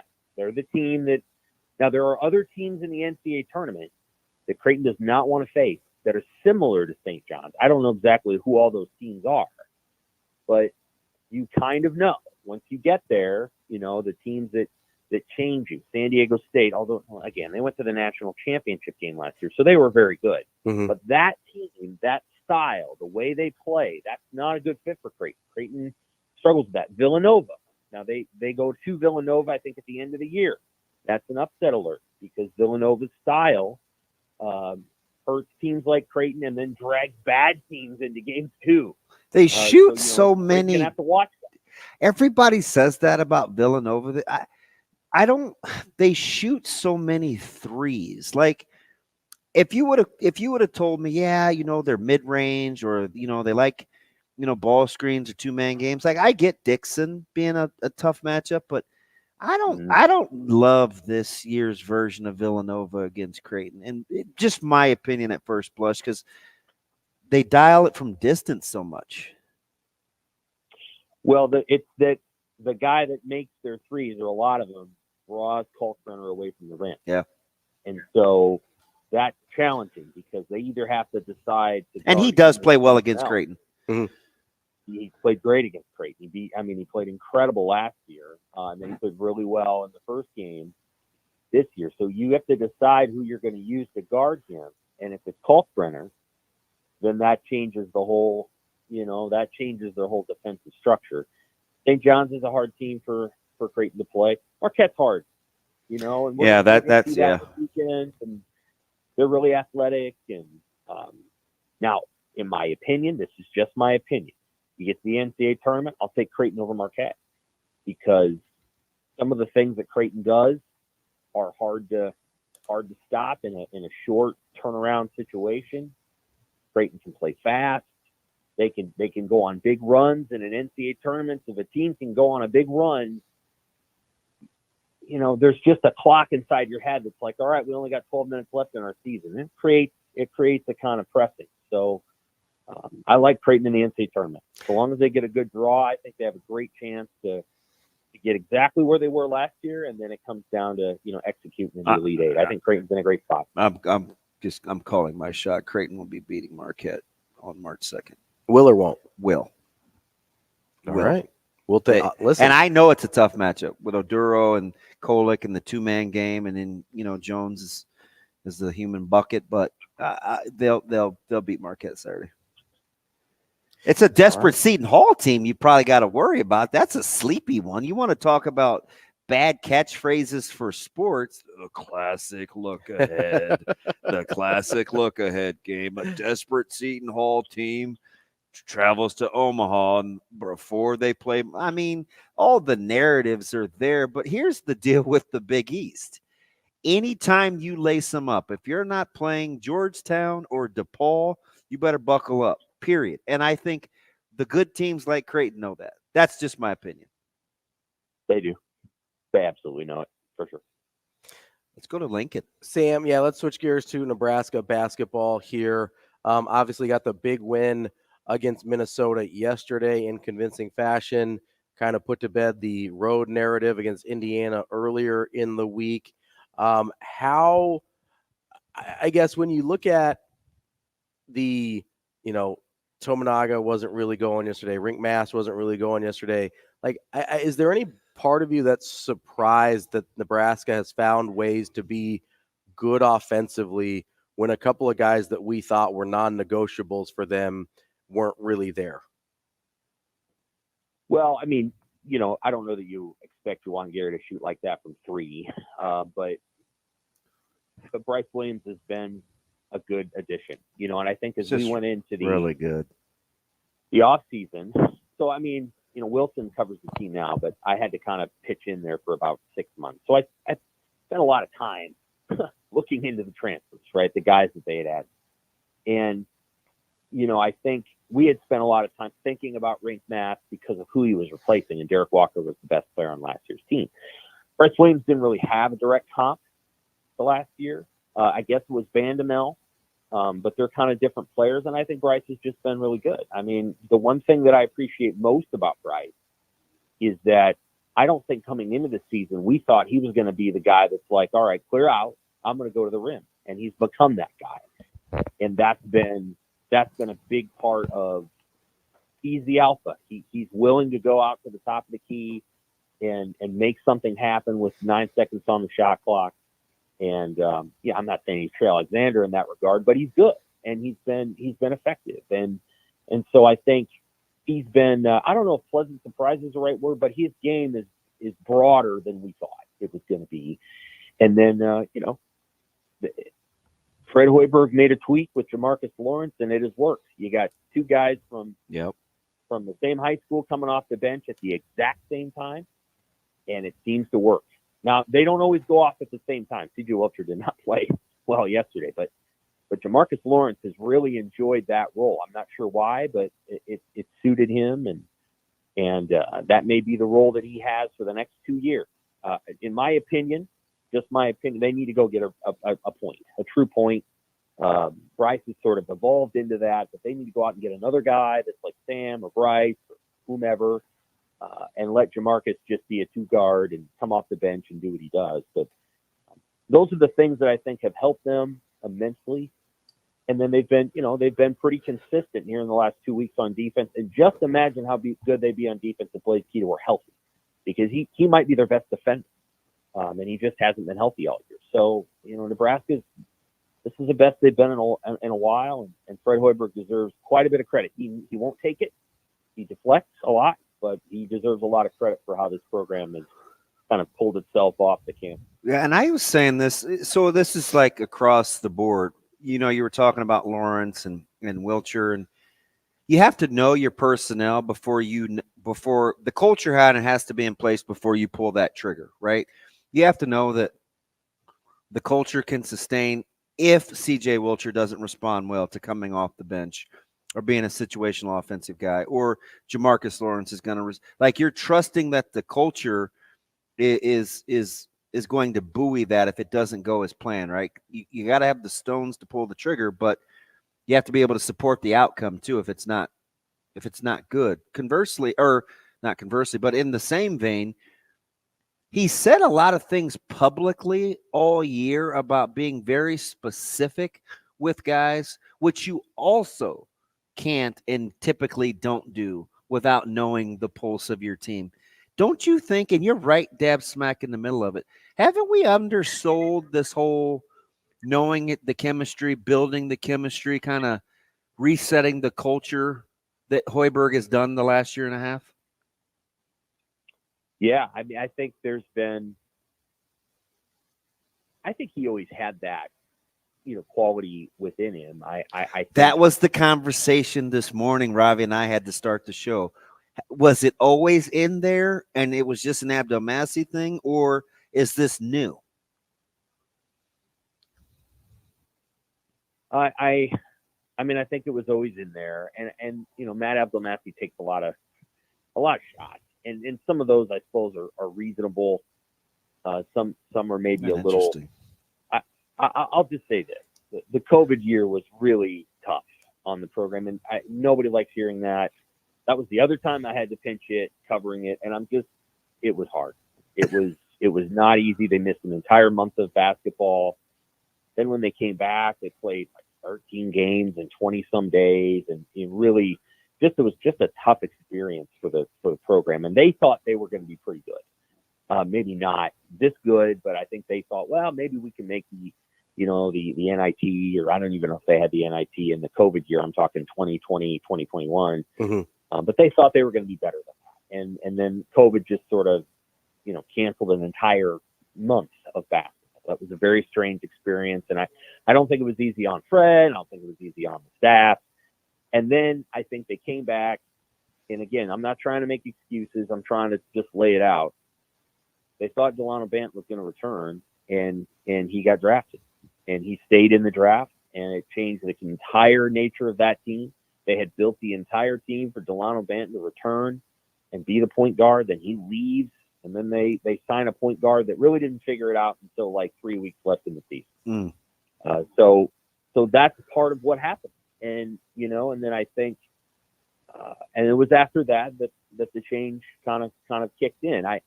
Bryce McGowan was a good guy and had a good season here, but I don't think that was the fit, because I think there was a lot of we got to get Bryce's points.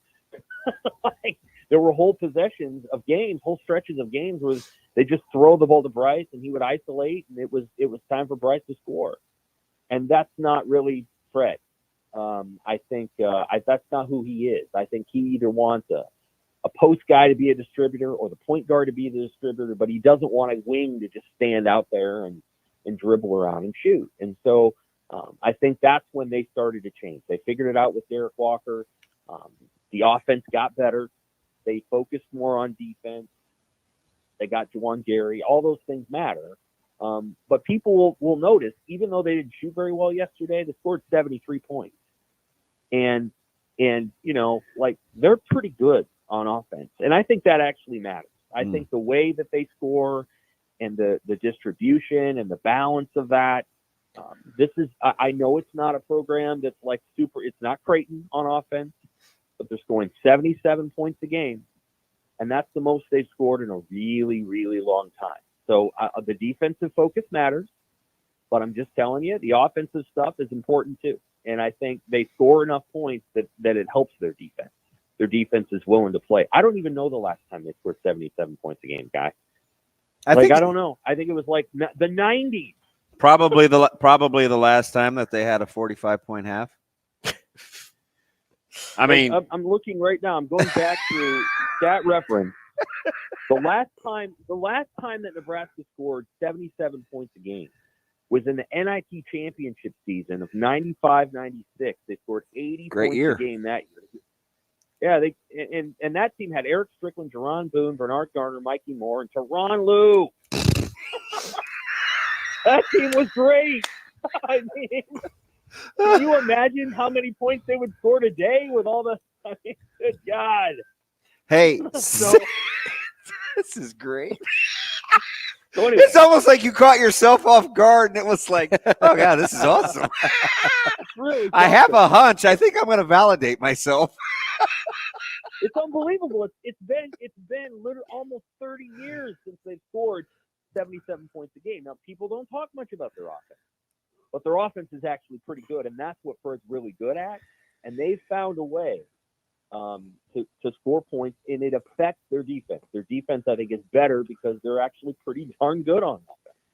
We're talking with Sam McKewon from the Omaha World-Herald. Sam, is something that I think gets overlooked, and I don't know if you've thought about it much, but how much more impressive is it that, you mentioned the not having a true point guard. They thought they had a true point guard, right? They thought they had they have Ulis, but he can't play, obviously.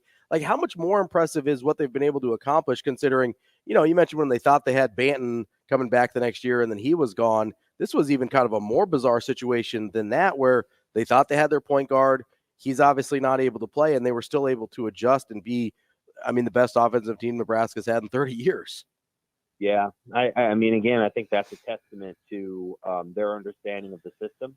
A lot of these guys are old. Bryce Williams is smart, so he was able to come in and kind of pick it up right away. It speaks to just how well they understand what they're doing.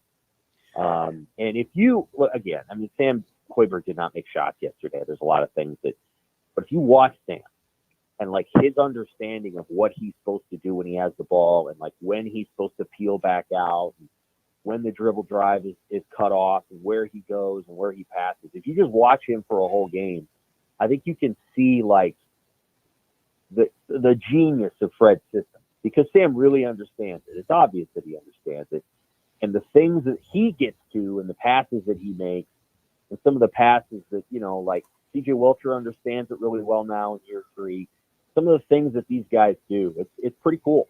Hoiberg is the thing he's really good at is creating sets and creating a system, not just sets, but a system where if you know what you're doing, it's hard to stop you. And the cool thing is they're going to be very, very similar next year. This is going to be a team that Bryce can come back, Rink can come back. The only guys that are gone are Josiah and Casey for sure, and Jerron Coleman. He's gone. And then Ulis will be there. I expect him to play. I move on from Ulis. Go get my man Chucky Hepburn. Bring Chucky home. That's my answer. Well, I think there was probably an opportunity to have conceived that. I don't. Make the NCAA tournament. I get it. I think this may be the year to make the run at him if you're going to do it. Okay. I'm just putting that out there. But let me say, I've seen. It's clear that he's capable of more than that offense allows him to be, but that's just the way it is. Yeah. He doesn't always look overjoyed, does he? I'm just saying. Hey, so Sam, how about this though? Like, we're talking about tinkering and offense versus defense and all that other stuff. How about how he's somehow they figured out with Alec and Gary playing at the same time, and him staying with Alec is kind of the pulse of their heartbeat. And he I won't say never gets talked about, because I think that's sometimes hyperbole for media when they want to get credit for saying the guy's name, but he does get a little love. But the ability to play those two guys and not really skip a beat on offense is, I think that's pretty underappreciated, because that lineup gets stops. Oh yeah, it sure does. Yeah, Josiah gets a lot of mentions from the writers, because he's a great quote, and so for sure he gets a lot of run in print, and I'm glad for that. I think he's kind of one of the leaders of the team. He just plays so hard, and yesterday he played really hard. I think when their coach Johnson was, and I like him a lot. I do too. I like Ben. He's a good coach. He is. And so when he was talking about a team possessed, I mean, I certainly thought of Alex and how hard he was playing. And, you know, he's so willing to get on the floor. He's just kind of willing to do everything, anything and everything he can. And he doesn't really care if he scores. I think he loves just doing all the gritty stuff. And he's been what they hoped he would be. Well, he started 2 of the breaks from the ground, from the floor. Mm-hmm. Yeah. It's yesterday was not a pretty game, but it was gritty, and it was kind of, you know, who they want to be as a program. And again, they won by 18. I mean, it was, you know, they really, I don't know what's going on with Minnesota that Ola Joseph didn't play until the end. I haven't paid enough attention to what they're doing there, but you know, there's certainly things about Nebraska that we haven't seen this kind of program in a while. We just haven't. And people can talk about the Tim Miles team from 10 years ago, and that's fine. But that team couldn't score to save its life, and this one can't. This team would beat that team, in my opinion. Oh, yeah, for sure. For sure. And, you know, there's things about this team. We just haven't seen this in a while. And appreciate it. And appreciate it again next year, because I think a lot of it will come back. I think, you know, NIL will kick in, and a lot of these guys will be like, yeah, let's just do this one more time and see what happens, because I think it's a team that could be even better next year. The curious case of Dawson Garcia continues. Yeah, Sam, it's kind of interesting you brought up the roster retention, because Nebraska's got a lot of good players, but not a lot of these guys are looking at NBA careers, right? So there's going to be an opportunity to get, I mean, most of these guys back. Almost all of them. Yep. I think there may be players who choose to transfer out because it's evident they're not going to play. Yeah, sure. But I would anticipate almost all of those players returning for another year. As I look at the roster, you know, I don't know about Blaze Keita. He's been hurt a lot. Mm-hmm. I know they know what he can do if he's healthy, but he hasn't been healthy all year, and he's not going to play. I mean, obviously he's just taking a redshirt year. And then there's a couple other players that are maybe down the bench, but I think all of these players are going to return. Gives you an opportunity to redshirt Frager, which I assume they were imagining they were going to do anyway. You know, so all those things are good, and they're going to be a really good team next year. Everybody coming back, a lot of people coming back. So it's fun. This is just the beginning of what I think could be a 2 or 3 year run for this program. And if they get to the NCAA tournament, and let's say they win a game, how much more attractive is Nebraska basketball going to be in the transfer portal? Very attractive. Yeah, it's got all the other stuff going for it, doesn't it? I mean, yeah. It is a heck of a place to play basketball. That's Sam McKewon from the Omaha World-Herald. Sam, we appreciate your time as always. We'll talk to you next week. Take care. Thanks, Sam. That is Sam McKewon. Coming up next, we've got a bunch of stuff to clean up in the Warhorse Sportsbook Sports Cleanup. Coming up next here on Hurrdat Sports Radio. That's DB. I'm Ravi Lulla. We'll have more coming up next. Welcome into the Warhorse Sportsbook Sports Cleanup here on Hurrdat Sports Radio, AM 590, ESPN Omaha, ESPN Tri-Cities. We're also on KFOR in Lincoln, of course, live on Twitter, Facebook, and YouTube. And I want to tell you about our friends over at Warhorse Sportsbook. It is the best place in Nebraska to place your sports bets. You can do it at the casino in Lincoln or at Horseman's Park here in Omaha. That's 6303 Q Street. You can place bets on nearly every major sporting event. You can do props, parlays, straight bets, in-game, whatever you can think of. They are most likely able to accommodate you. If you have any questions, want to see the full list of details or house rules, you can either download the Warhorse Casino app, or you can go to warhorsecasino.com/sportsbook and get all that information there. Warhorse Sportsbook, no bets, no glory. Might do a couple sections of sports cleanup here. Why? Is there a lot that you'd like to get off your chest when talking to me? No, not necessarily. There's just a lot we haven't got to yet today. Okay. First and foremost, I mean, We're going to talk a little combine later this week, but there was you mentioned Cam Newton off air. Oh, in one of the getting Cameron Newton, kind of one of the more bizarre things that we've seen happen, and he's kind of a bizarre guy. I like Cam. I do too, but he's an odd duck, as we would say. 100%. He was at a youth football event, his own. Yeah, a 7-on-7 event, right?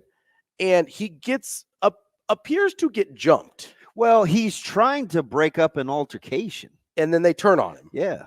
And he seems to handle several people pretty easily. How do he keep his hat on? I don't know.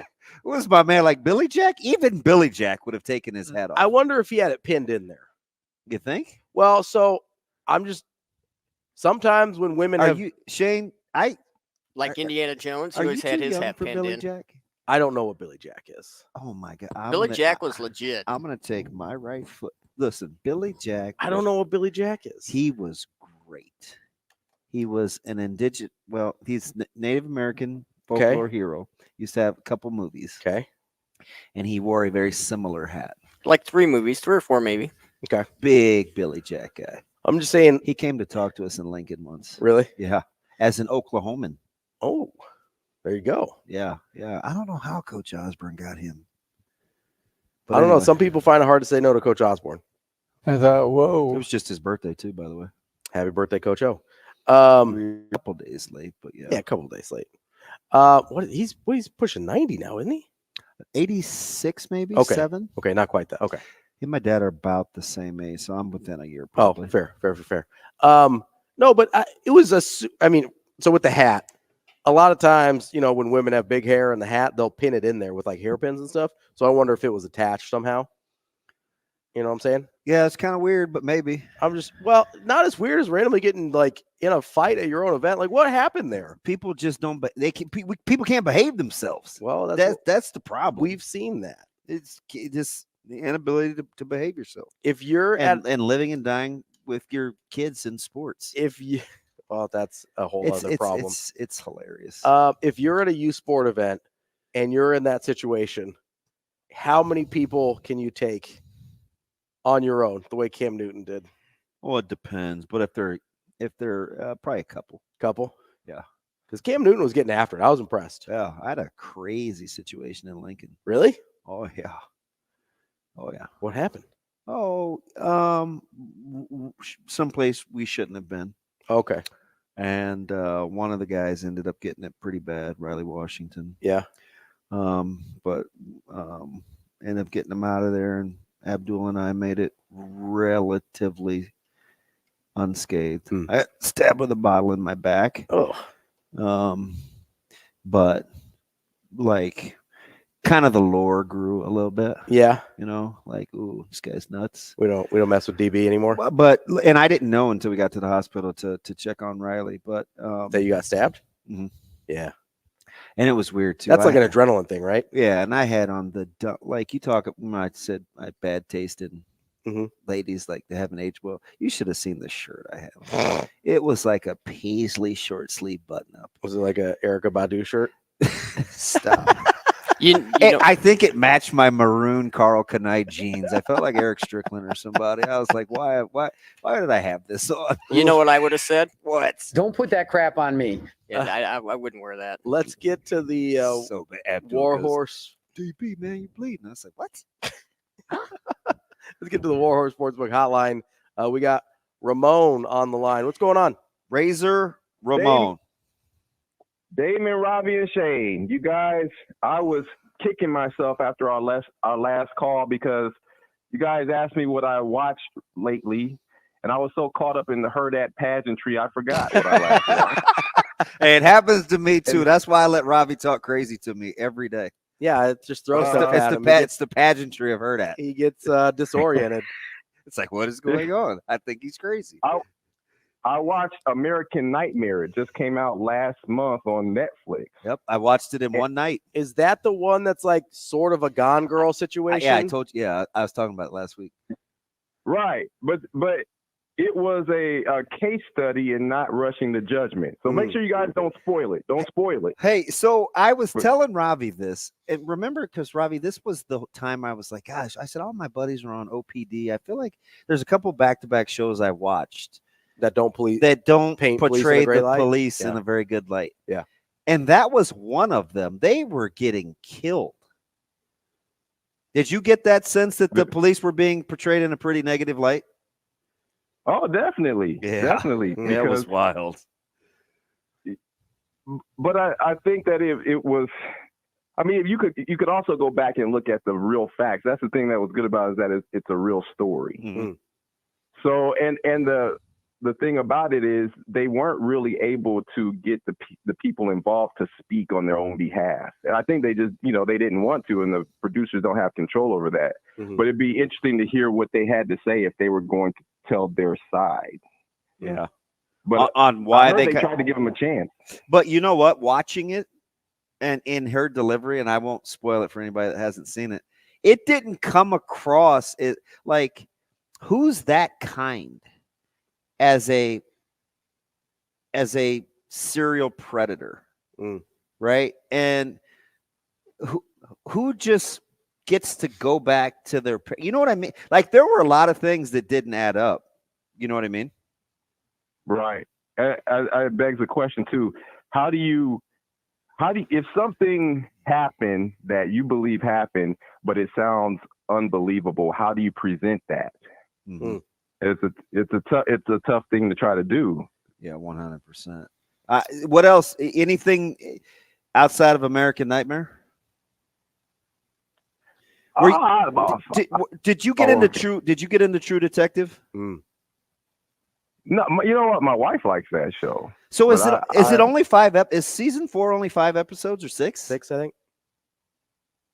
I'm not even really that familiar with it. I just kind of peeked in one time when she was watching it. So, which maybe I should peek more, because our history is, we don't tend to watch the same things.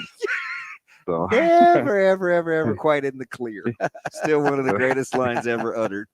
I appreciate it, Ramon. We appreciate the call on the Warhorse Sportsbook hotline there. He was doing a movie review once. Yeah.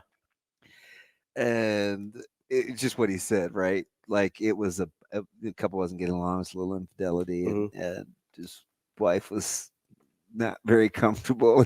He said, that's the thing about marriage.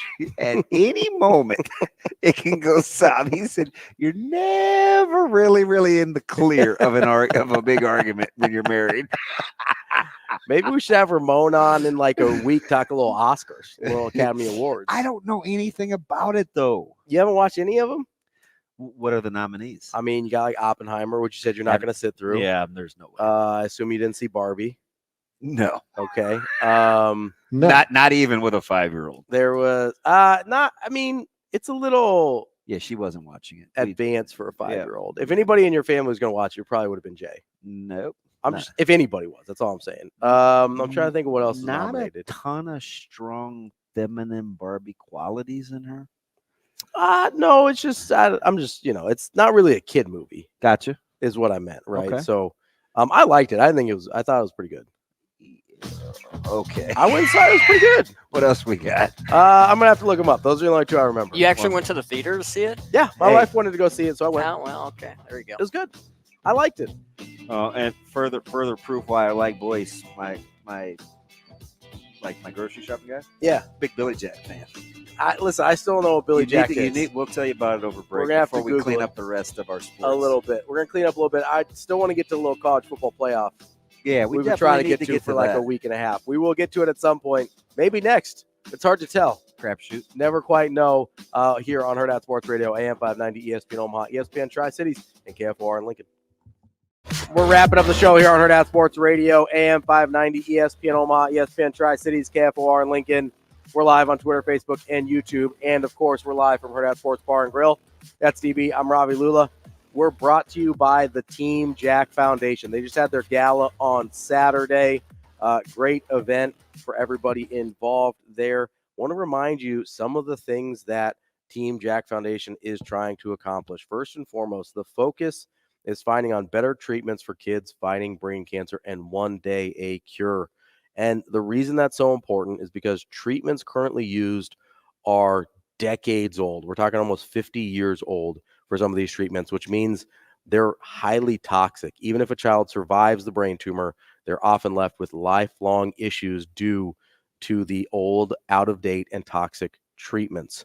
The Team Jack Foundation has partnered with over 13 projects at this point, raising over $12 million and counting for this goal, including being involved with the University of Nebraska Medical Center and the creation of the Nebraska Childhood Brain Tumor Program. If you want to get involved, you can check out their events. You can donate right there from the website. It's teamjackfoundation.org to get involved with this very worthy cause.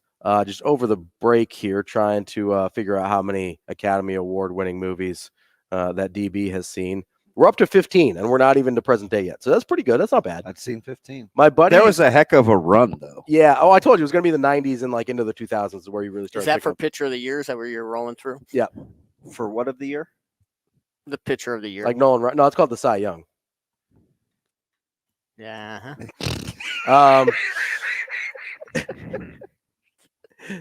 Yes, we were going through. I'm still laughing like at a National League or American League? At ready-made Dr. Seuss. That's a little harsh for my man Cameron Newton. Listen, he's got a very eclectic style. Yeah, it's a little much. It's not for me, but I appreciate the confidence to rock what you like. You know, got to do what you got to do. And I think I think that's kind of. And he's like 6'5", 250. I'm not going to ask questions. Yeah, probably bigger than that. He's at least that. He's a big dude. Yeah. Wanted to get into the college football playoff a little bit here. I never cheered so hard for his comeback. With New England? I probably did, but his was up there. It wasn't like Tiger or somebody, but yeah, I didn't love the way he got treated on the way out at Carolina. Maybe Kobe from his Achilles. Oh, that's a good one. Yeah. I've never been a huge Cam Newton guy because I didn't like that Auburn team.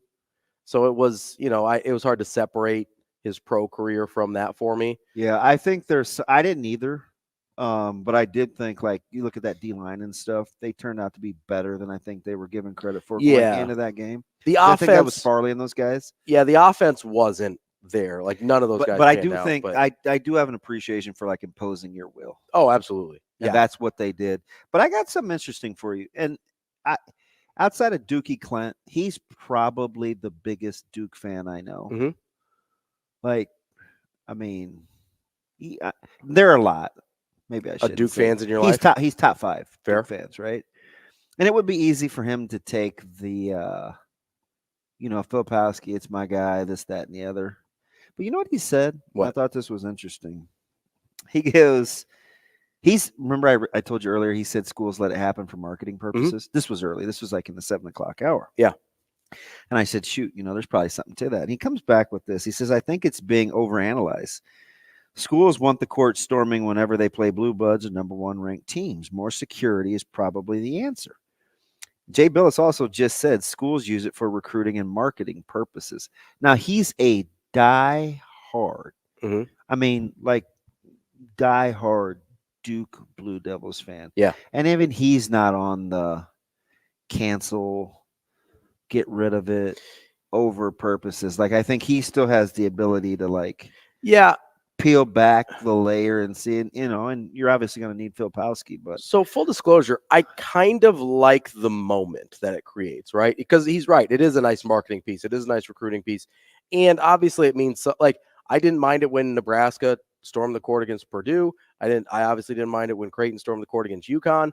And generally speaking, nothing bad happens for the most part, right? For as many court stormings as we've had, we have not really had that many issues. That can be true on one side. And like we said earlier, two things can be true at the same time. I can also acknowledge, hey, we're creating a probably unsafe situation, right? The more people you have in kind of a chaotic area, small, packed-in area, the more likely it is something bad's going to happen, whether it's a player getting hurt, whether it's a fan getting hurt, whatever. And so I can kind of appreciate the moment that it happens in and not even necessarily be against that moment and understand, like, yeah, it's probably for everyone's best interest if we make this stop, right? Because that's kind of where I'm at. So you're done with it. I'm not like, I like the moment, but I also understand if people are like, hey, we need to fix this. Okay. So you're like a fix guy, not stop. I mean, whatever it looks like. I don't know that's why I asked you. That's why my first question was, what is the fix here? Like, what's the solution? I think it's security presence. And I also think I think sometimes you have to deal with foolishness on a little bit harsher level. Like, I'm a big meet people where they're at guy. Yeah, right. And you mentioned that earlier where it's, hey, if you're going to act like you're like sometimes if people want to be on social media and that's how they best communicate, sometimes even though it's not your style, you have to meet them on social media. That's fair. Or through social media or something like that. That's fair. I can appreciate that. Let's get to college football playoff here a little bit. Well, we've got like 5 minutes. But is that it? That's all we got left. That's the whole show. Ravi here for advocate of expansion. I like the idea of expansion. I do. But I understand what you're saying, whereas, and I don't like what's happening right now because I don't understand how, hey, we're going to approve a 12-team thing out of one side of our mouth, and out of the other side of our mouth, we're going to talk expanded 14 or 16 before we even see if the 12-team thing works. That doesn't make a lot of sense to me. That feels like a reckless money grab. And we all know at the end of the day, like what we're doing here in terms of why things are expanding, but can we make it make sense first? Like, is it okay to make the money grab, but like, let's make it make sense and then we grab the money? It's not like it's going anywhere. Yeah, but so do you know kind of like the classic letdown game? Sure. You know why I don't want to let you off the hook? On the letdown game or on because I feel like you want it both ways, right? Like you wanted expansion. I do want expansion. But you don't like the fact that it is where it is currently. I would like them to figure their things out a little bit better. Okay, do you realize when serious expansion talk like really started? When? I would go 21, 20. Okay. Right? So you're talking about 4 legitimate years. One of them was a COVID year. Fair. Without the agreement even being up yet. It was, hey, it's coming up in 3 years. Hey, it's coming up in 2 years. Hey. You mean from the 4-team? Yeah. Fair. How much time did you think you were going to get with a 4-team to figure it out? I don't know. That's a fair question.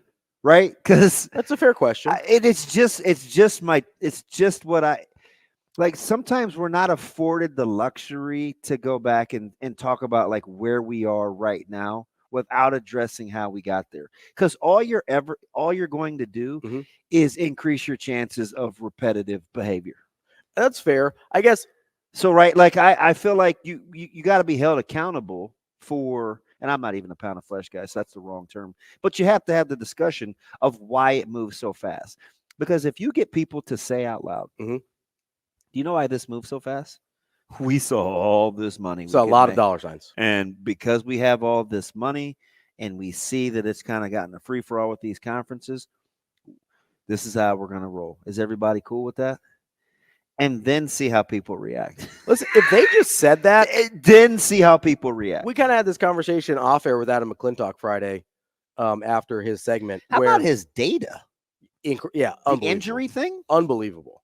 I had no idea. Do we need to share that if we're going to talk about it out loud? Yeah. So Adam McClintock from Matrix Analytical, college football professor, we were talking about the playoff expansion on Friday a little bit. And how NAI like D2, D3 has done the multiple games. And they've been fine for the most part. And how you can't have the expansion and still try and talk about player safety. You know, kind of the same thing we were talking about the NFL going to 17 or 18 games, right? And he was saying his data shows, because they did this study for one of their clients. He said, okay, y'all touched a nerve. Yeah, that the rate of injury in a Power 5 game versus a Group of 5 game is three times higher. More likely to get a season-ending injury at the Power 5 school than G5. Adding more playoff games is not beneficial to players at all. I get the entertainment value, but let's not act like there won't be collateral damage by playing more games. That was only a portion of my soapbox, which by the way, I got the blue squirt Irish Spring. Oh, yeah. Yeah. You said you're an Irish Spring guy. I used to be just green. Yeah. Came out blue. It smells sensational. So you're like an Irish Spring gel. You're not using the bar? Nah, I did not like the aloe version. Not an aloe guy? No. I understand Thank you for letting me say that. Whatever you want to do. It had nothing to do with anything. That's all right. All those soapboxes. Soapbox, trying to clean it up. I don't know. And that's just partial. Like, just say the quiet part out loud and see if we can handle it. See what it will be like. Well, that's why they don't say the quiet part out loud, right? Because the fact of the matter is there is no justification for this from a player safety standpoint. But you do realize, though, if you say the quiet part out loud, you give people the opportunity to know what they're dealing with. Either buy in or not. And you won't get as much, this is weird, but you won't get as much hateful pushback if you just admit it. If you just admit it. Well, people will be more apt to work with you. Well, you're taking the ammunition away from, right? It's called disarming. It's like 8 Mile where Eminem just goes, hey, these are all things you're going to say about me. Here it is. What do you have to say now? Nothing. Yeah. Anthony Mackie got real quiet in that situation. Right? Like, it's if they just come out and say, hey, this is a money grab. We understand it's not best for the players. If they want to opt out, they're more than welcome to. But they're seeing some of this money now, so this is what it is. And I guarantee you, the response it'd be a lot different. Be a lot different. We will probably continue talking about this tomorrow because we still didn't even talk about Notre Dame yet.